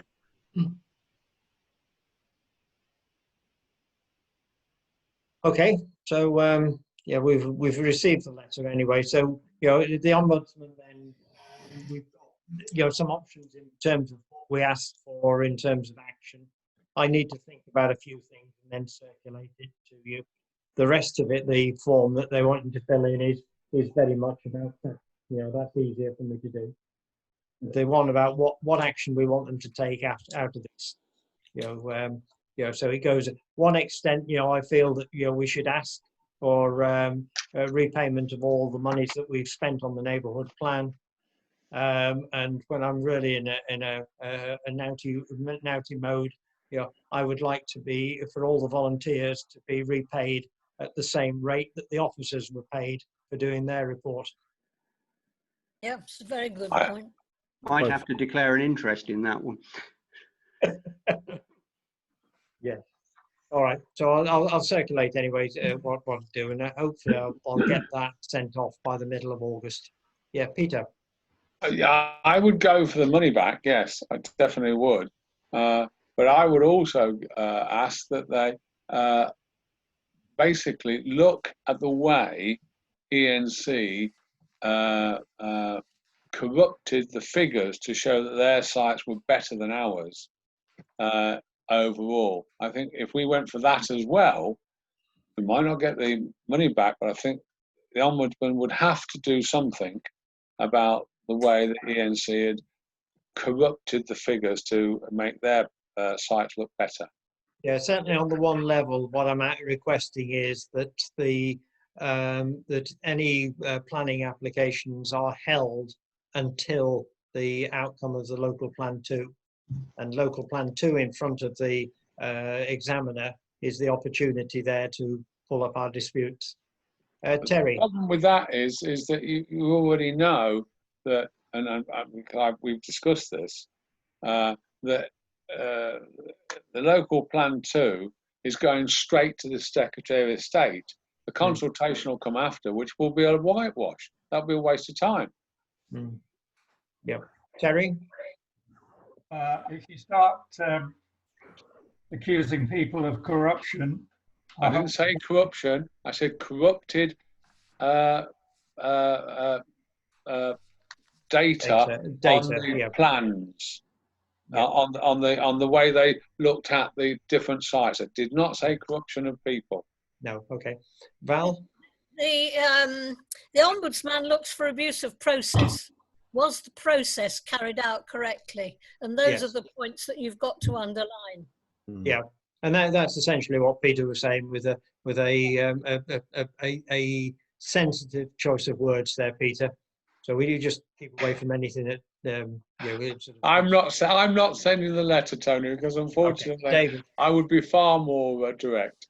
Yes, I mean, there are two separate issues. One is the nature of our complaint about, as Val says, the process, what ENC actually did or failed to do. The second issue is around any form of possible redress. Frankly, the only redress that would satisfy me would be the entire dismantling of the ENC planning department, but I don't suppose but it does look to me as if we probably actually need a formal minute to approve taking it on to the Ombudsman. So can I propose that? Seconded. Okay, and all those in favour? Right. Any objections? Abstentions? And one abstention. Okay. Oh, two abstentions. Is that? Yep. The final item under planning is the one which has kept our member of the public with us. It's to consider the recent approval of a large development, or large developments plural indeed, in Oundle, and the implications that this will have on Oundle, and to consider OTC's response to further significant development beyond those in, and it puts it here, the local plan 2.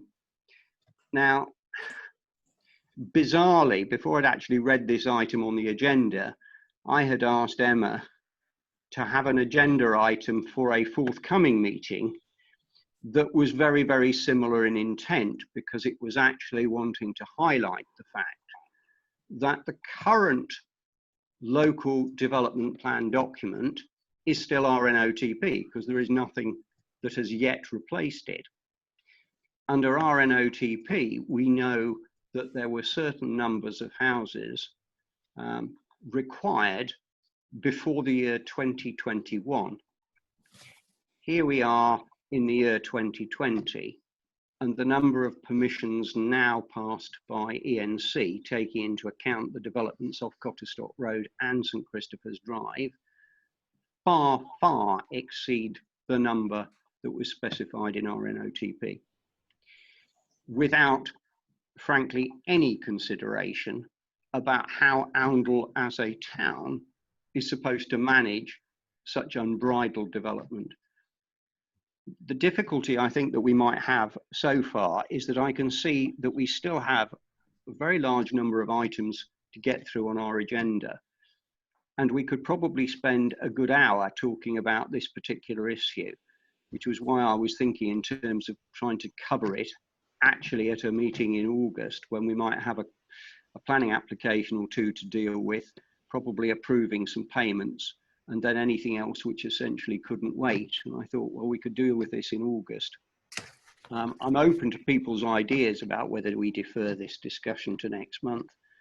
But I think if we're going to do it, we need to do it properly, because I would envisage this council putting things formally to ENC, copied to our Member of Parliament, copied to the relevant Secretary of State, deploring the situation that has developed, where we have development far exceeding the local plan without any consideration for local feelings, because this thing has been driven through despite vast opposition from the town itself and its elected representatives.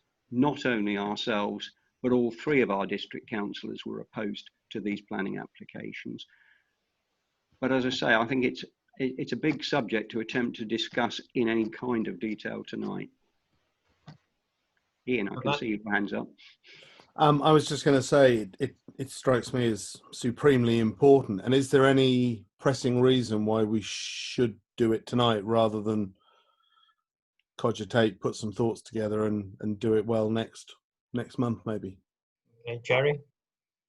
I can't see why we would just vote in favour of David's proposition. I mean, you know, this is not new news, is it? We're all on the same boat here. Mm. I mean, the alternative, I suppose, is if councillors would like me to put something together and circulate it so that at the next meeting we could perhaps approve a document along the lines I've just outlined, I'll try and put something together. Sounds ideal. Yeah. I think that's it, because of the time scale and because of what we've got to do, and August is a very busy month for a lot of people. I think David's right. He should put it together, and then we just approve it if we see that it's okay, because it is very complicated. The RNOTP was literally trashed by ENC some months ago. So, you know, we have to look at that side as well. So, yeah, I think, David, you're probably right. Just go for it yourself, and then we'll go through it and see if there's any slight alterations that may be needed. Thank you, David. Okay, I'm happy to do that. That would seem to conclude all the planning items on the agenda. All right, thank you. Right, so we're back into estate matters. Just going through the bits and pieces you've covered there, Emma. Is there anything that leaps out there that needs our immediate attention? I don't think so. What about the letter from one of the tenants? And I can't see it here. I don't. I forgot to print it off. In regard to rent. Yeah. Yes, in the closed session at the end. Ah, sorry. Okay, my apologies. Right, complaint from the resident, reference to the cemetery. Yes, I just thought I'd bring it to your attention. I have been in conversation with the person, and I have been to the cemetery. It's predominantly where all of the older graves are. The grass has grown within the graves. And we normally, it's something that the community payback team do. They come and do some strimming. In my mind, okay, it is overgrown in those areas, but then in between, the grass has been cut, and it just looks like, you know, you've left patches purposely to go wild. You know, it's a difficult scenario. They're maintaining it as well as they can do. But I just, you know, wanted to make you aware of it. Yeah, okay, Peter, then Ian. Yeah, talking to John about the cemetery, he's really very upset that he's not been able to do more. But Emma said right, the rain has come and it's stopped him from doing a lot of the work there. And without the lads from the what is it? What's the Community payback. The community payback? It is almost impossible for two men to do the cemetery on its own. The only way the cemetery is going to get nice and tidy again is for people to volunteer to go up there and do the job and help with the job, because otherwise it's just not going to get done. And no matter how many people complain about it, unfortunately, we just haven't got, in John and Nobby, they can't do everything. They've got so many other things to do, cutting grass elsewhere. It's not something they can get a handle on without more help. Okay, Ian? Well, 2 points, I suppose. One is, given what else is going on in the world at the moment, and with community payback, it seems to be something that one would hope for a bit of tolerance, perhaps. And the second thing is, in the broader scheme, I know in the short time I've been on the council, we've been saying, John and Nobby are up against it. Maybe as the estate's grown and more work needs to be done, maybe something like the cemetery, maybe we need to look at getting a contractor in or something, or at least the cost, and then saying to people, well, if you want the precept to go up 5% of the cemetery to be neater, we can do that. And then let people choose whether actually a bit of wilderness around the back's not a problem and it's okay.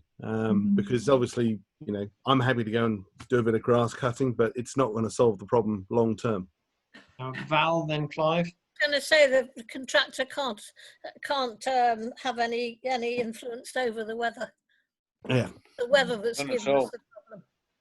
And Clive? Oh, just a point. I mean, I can remember as a very young boy, it was down to the families to look after graves, and we used to go to my grandmother's grave regularly and put flowers and cut the grass and and that was all at that particular time. That was always something that every individual family took on board as part of the community process of having a cemetery. I mean, I think Ian's right. That there is so much else going on, and I think people are becoming slightly nannied about some of this stuff. And if we could politely, in the politest possible way, just say, just sort of go up there with some shears and maybe help out a bit. I don't know. That's my view on it. Peter? Yeah, that's going back to what Clive said there. Would it be possible, and I'm not sure if it would be, that we actually put a paragraph in the letter that we do in the advertiser, saying because of the COVID and because of everything else that's going on, if families of any bereaved people want to go up there and trim their particular grave sites of their family, we'd be happy to allow that to happen. Okay. I think a lot of people think that it's our duty. If we can put it on them to sort of say, look, we'd be happy for you to do it, it might just help. Unfortunately, it's the really old part where you have. There are no families. Yeah. The other areas are sort of, people do maintain all the graves, and we between. So it would be difficult. Very sad thing for this. It doesn't look too bad in my mind. Okay, it's not perfectly manicured everywhere, but it is relatively neat, as well as it can be. Just a bit of tolerance, I think. Yeah. Okay. So I think the reply to the letter is, the things we've talked about. It's been a seasonal issue, it's been a COVID issue, and it will be better. Never be. Okay. Yeah. Thank you. Right, you agree to renew the leases for tenants at the courthouse and Fletton House. Yeah, there's a list of them within the estates report. Majority of them being the ones in the courthouse, but then there is 2 within Fletton House, Volunteer Action and the preschool. Yeah. Anybody got any problems? No? Okay then. So So we've agreed. Do we need to vote on that, Emma, or is it? Yeah. Emma, do we need to vote on that, or is that enough? Sorry? Do we need to vote to agree? Yes, yeah, we'll have one, yeah. I I propose. better not. I better. Jerry declare- seconded it.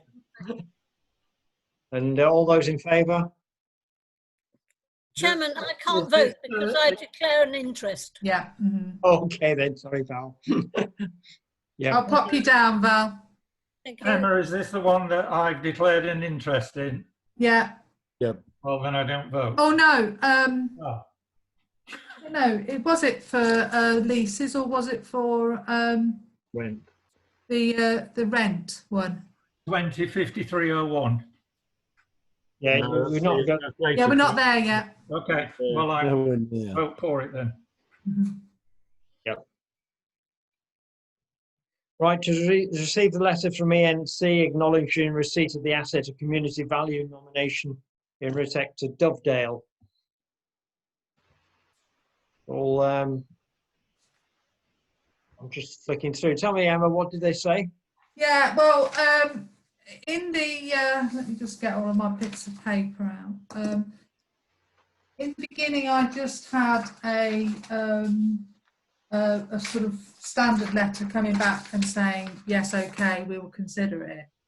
But then I had an email because the reason that we were stating that we wanted it to be looked at was because Mind were in there, but now they've apparently looked into it and the Oundle Mind group have folded. So that negates one of the reasons why we were wanting it to, to be considered. And then there's a series of questions and things that they want answering, and partly I need a little bit of help on it because, I don't know why exactly, but I do know why we're considering it, but I don't think that's the sort of thing that's the answer that they want. Yeah. So I'm not sure how to move forward. Yeah, I get the impression it's all a bit too late now because the sold notice is up there. Yeah. Val's trying to say something. Well, I was trying to say there's a sold notice up. Yeah, it was whether they will consider it unless it is, if the sale is completed, then obviously it's too late. But it depends. I was just thinking we might be able to sort of look at it. Too late. But yeah, it may be that it's too late. So if we want to quickly respond to them, then I'd say that the reason that it's asset of community value is its location in relation to a long stay car park.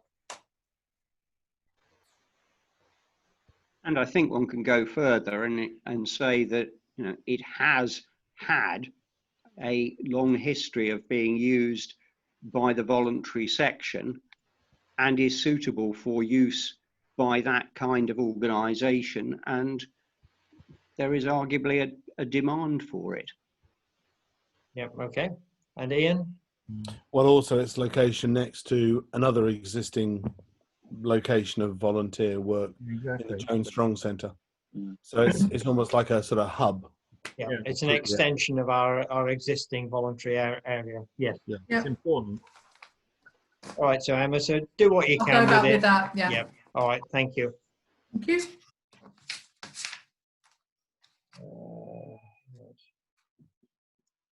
Right, consider the request from Volunteer Action for the use of the photocopier for large print jobs. Yes, their large printer broke. They have got a smaller printer, but a couple of times a year they print out a newsletter for all of their volunteers and to all of the people that they serve. Rather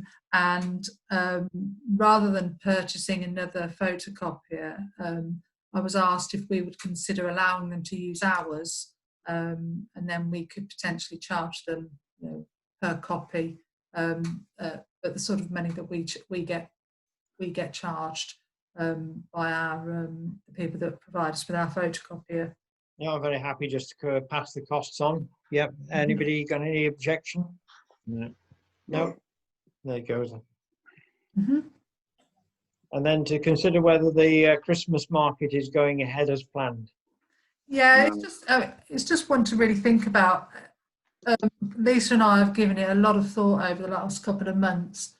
We possibly need to, start work on putting the market together in September.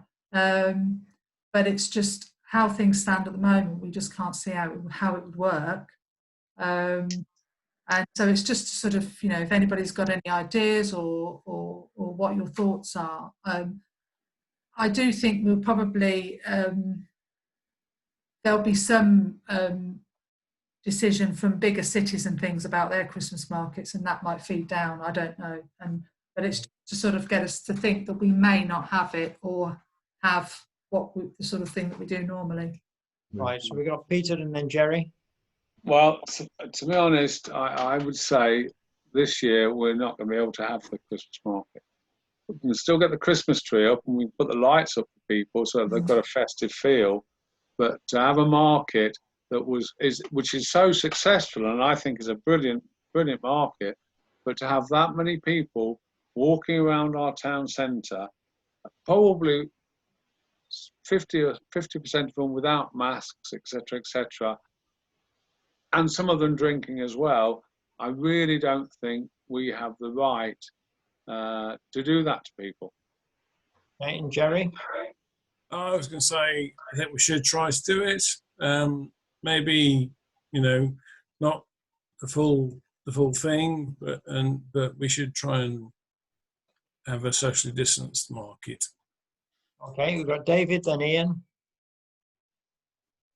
Well, it isn't often I would quote Boris Johnson at an event like this, but on the other hand, as the Prime Minister did say, we should be aiming to get back to normal by Christmas.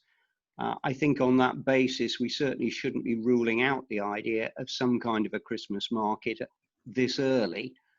I share Peter's concern that it may not be entirely practical to run an event of the type that we've done before so successfully, which is a huge shame because it was a wonderful event last year. But I think we should keep an open mind as yet, and we should consider what possibilities might exist for at least some kind of an event to perhaps supplement the lights going on. Absolutely. Yeah. And Terry? Oh, sorry, Ian, and then Terry. Yeah, I was just going to say, I don't think any one of us would have predicted 5 months ago that we are where we are, and I'm not sure any one of us can predict what it's going to be like in 5 months. So, we all know it's probably not very likely, but it's probably worth penciling the date in and maybe even contacting stallholders, say that we're planning it for this date. I know this is what the Fair Trade market and other markets in November are doing, and then saying, but government guidelines in the next couple of months might change anyhow. So keep a watching brief and move when we know we can. We've got Terry, then Malcolm. Me? Yes. Sorry. You've thrown me now. Emma, I asked about this on our last meeting or meeting before, and I thought you told me that we had to make a decision by September. Well, yes, because what we don't want to do is sort of start having to spend money on things, Right. and then we cancel it. The only reason I just wanted to sort of get thinking about it. I mean, we're already getting stallholders asking about it. They know the date of what it's supposed to be, but I think I'll still be in contact with the likes of Higham because theirs is the week before us. Thrapston also have one. But I do think at some point in the next couple of months, we'll start hearing whether, bigger cities, whether they will be having their events or whether they won't. And so I think we'll get some sort of information because you have to sort of make a decision much sooner than you would probably want to. I mean, it may be that we have to make a decision in September. In September, we have to say no, but then come November, it might have been okay to go ahead with it, but you have to give yourself a good couple of months, I think. Well, you can only make a decision on the facts that you've got at the time. It may be right, Yeah. it might be wrong, only time will tell. Anyway, I'm in favour of it going ahead as a principle. Yeah. What I would suggest is that in the next 6 weeks before the September meeting, put it on the agenda there for us to make a decision if that's the time you need to get it running if we say yes. And in the meantime, for you and Lisa to work up a way that we can do it and make it work. Okay. Malcolm and then Ian. Well, I agree with Terry entirely. The only thing I will say is that current research is showing that this virus, it's only just coming out now, is much more active in cold and dry weather, which is the winter.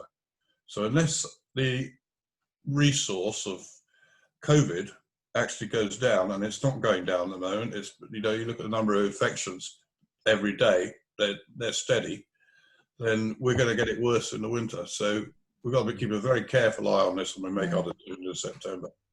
Yeah. Ian? I was going to say to the list of people you're going to stay in contact with, Stamford seem to be really on it with regards markets and so on. So whether it's worth getting, whether Lincolnshire had a different view to Northants, it's worth getting a view from Stamford Town Council as well. Yeah. So Emma, what's the drop dead date you think for telling store holders?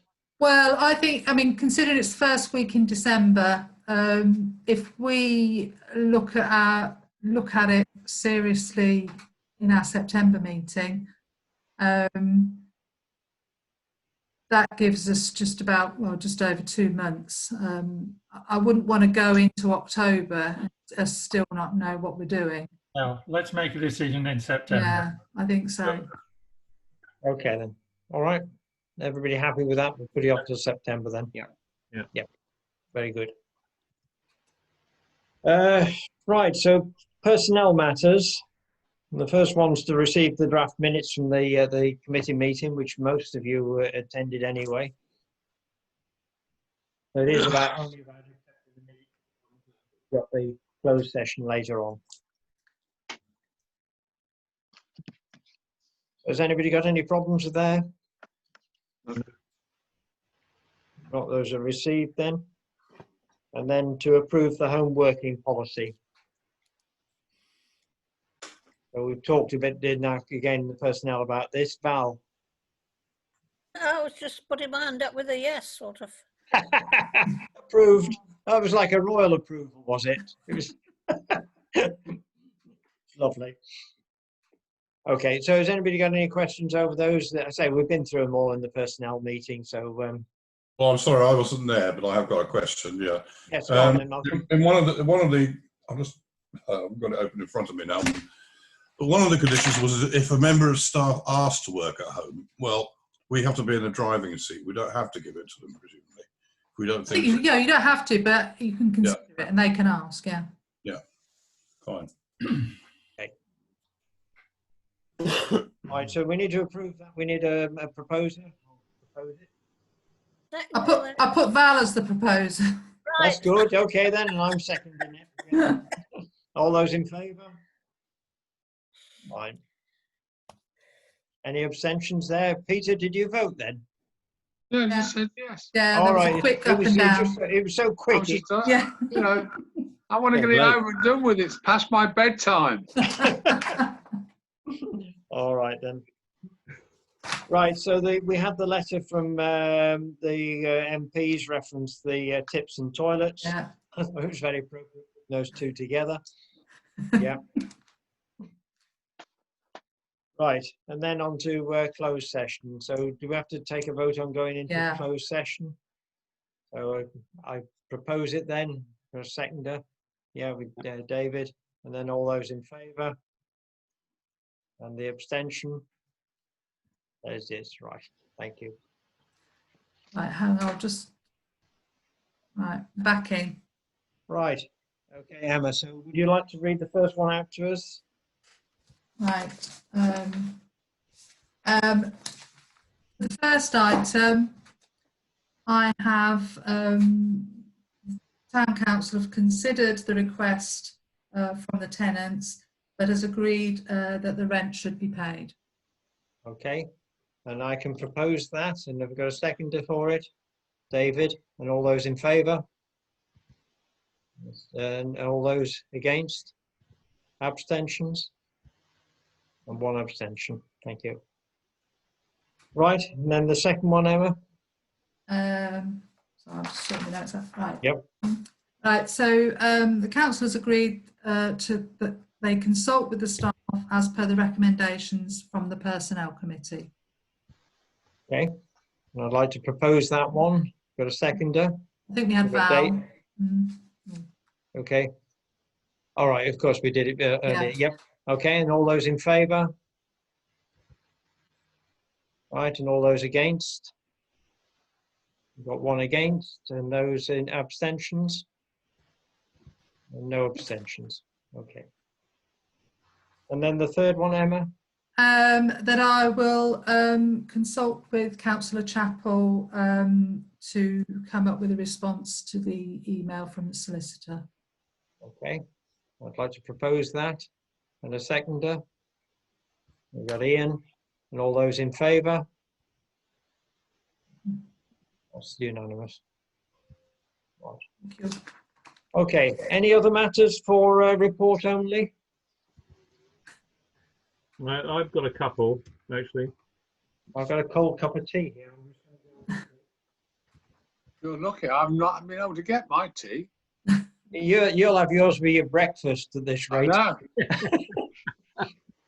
Go on, Clive. The one is, I don't know if we've done this before, but because of the, should we be videoing the town hall meetings from now on for a reference of anything that happened? You know, like the whole thing that they said about at the town hall meeting, where they said they were backing the neighbourhood plan and then they reversed on that. If we had video evidence of the fact that it was, they didn't actually do that, we'd be in a much safer ground in the future. I don't know if we need to even think about something like that, but it might be an opportunity, because we've got to think about a town hall meeting, town meeting some point. And the other thing that came up from somebody was Lisa was looking at the CCTV at the top of Milton Road, Blackpot Lane, that bit. And one of the things that happened was there was a request for disfiguring the trees, in fact cutting one down so the camera could better view the zebra crossing. Now that, in taking our policy on trees and everything else, that seems, you know, crazy for me. Why couldn't we just move the camera out on an arm and not have to deform a tree or even kill it to have it, the camera move? And when we've got some money, can't we, well, we haven't got any money, but we could apply for some money for another camera to view up and down on the other side of the road. Yeah, okay. Yeah, sorry, Emma's got a little bit on Just this come back one. on that. We weren't requesting that happens. What we've always had a camera there, so we put the new camera where we've always had the camera, and it's, you can see very clearly down Blackpot Lane, you can see down to the top of New Street, you can see into Milton Road. Now our thought was that maybe that zebra crossing would be quite important for Oundle School to be, you know, for the camera to be on it, because that's where a lot of the children are crossing on a regular basis. So Lisa was just down there looking at the trees. We were, they were sort of, we went down, we thought if there could have been just a little bit of pruning, but we realised that it's not just the tree that's on Oundle School property. There's also 2 trees that are actually on Glapthorne Road that are highway trees. And there is no way, if they're perfectly healthy, they will be coming down. They won't take them down. So we have looked at other possibilities of where we could put a camera. However, we don't have any more money left in our budget to do that. So it was just looking at ways, but we, you know, that was. We're not going to do it. Okay. Okay. Right, Clive, you got one more before Ian? No, that was just those 2. It was just those 2. Okay then. Right. Thank you. Thank you. Ian? I was just going to come back on what Clive said. There was a request from a few months ago about the idea of live streaming the town meetings anyhow, so that people who couldn't make it could watch. And I think, given where we are at the moment, that seems a pretty sensible way to go, and that would effectively become a record anyhow. Yeah. Okay. Are you talking town meeting or Yes, council? yeah, the town hall, you know, the big one. With Just with the once a year, yeah. yeah, once a year. Anything else from anybody? Yeah, go on, Peter. Yeah, this is not to report on it. I would like a discussion at the next next council meeting about the possibilities of selling Fletton House. Okay. I see. Certainly, we've talked several times about reviewing our assets, and that's, you know, we've just got to put everything in the bag. Yep. Okay. Yes. And Ian, and then Terry. Just a report and a request, I suppose, as well. The boardwalk in Snipe Meadows become extremely popular. People that didn't even know it exists are using it, and we should thank Emma and Lisa and everyone for getting it done, and the guys that built it, who have worked really hard and come up with a great job. Yeah, brilliant. Terry, then Jerry. The proposal to sell Fletton House, can we have the paper on it so we can formulate some views with some facts in front of us, rather than just rushing it around in council for an hour and getting nowhere? No, I think what we should do is a review of our property, and, you know, include that we haven't in the past. But how we do it, I'm not sure at the moment. We need the estates committee to meet and then decide how they're going to review it. I know we've got chair of estates, haven't we? We have. Yes, thank you. Okay, Jerry. I was just going to say about the Bull Rock as well. Thank you very much to the staff for getting it all sorted out, and it's great. Been down there, had a walk. Thank you very much, Emma, and your staff. Yeah. Oh, So glad it's happened now. Yeah, brilliant. Yeah, and am I allowed to jump off the end of it into the river? No, because the end is on the land. You just jump Yeah, onto you'll the just land. yeah. Can I It's a big pole jump. vault? There's a pole I little was just place. going to say. You fall into the ditch. Oh, lovely. We can Okay, carry then. you. We can carry you in a sedan chair and sort of plump you in. Well, I used to be chair of I used to be safety rep at university, and one of the jobs was to make sure there was no broken glass in the pond where we used to throw naughty people. And the test of that was to throw me in the bloody pond. You know, so I was the first one in that proved there was no broken glass in it. Right. Okay. Well, with that one, we've got a meeting in August. Then, have we? I thought August was a meeting-free month, but well, we haven't. There's a planning committee. There's always a planning meeting, but that's just a planning committee meeting. It's whether you want to turn the 4th of August into an extraordinary full council meeting to look at planning issues and potentially the planning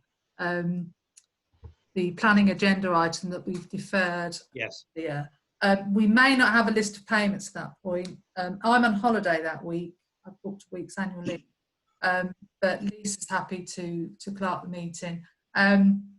But it's up to you whether you want to stick with that date or whether you want to move it on a couple of weeks when we, you know.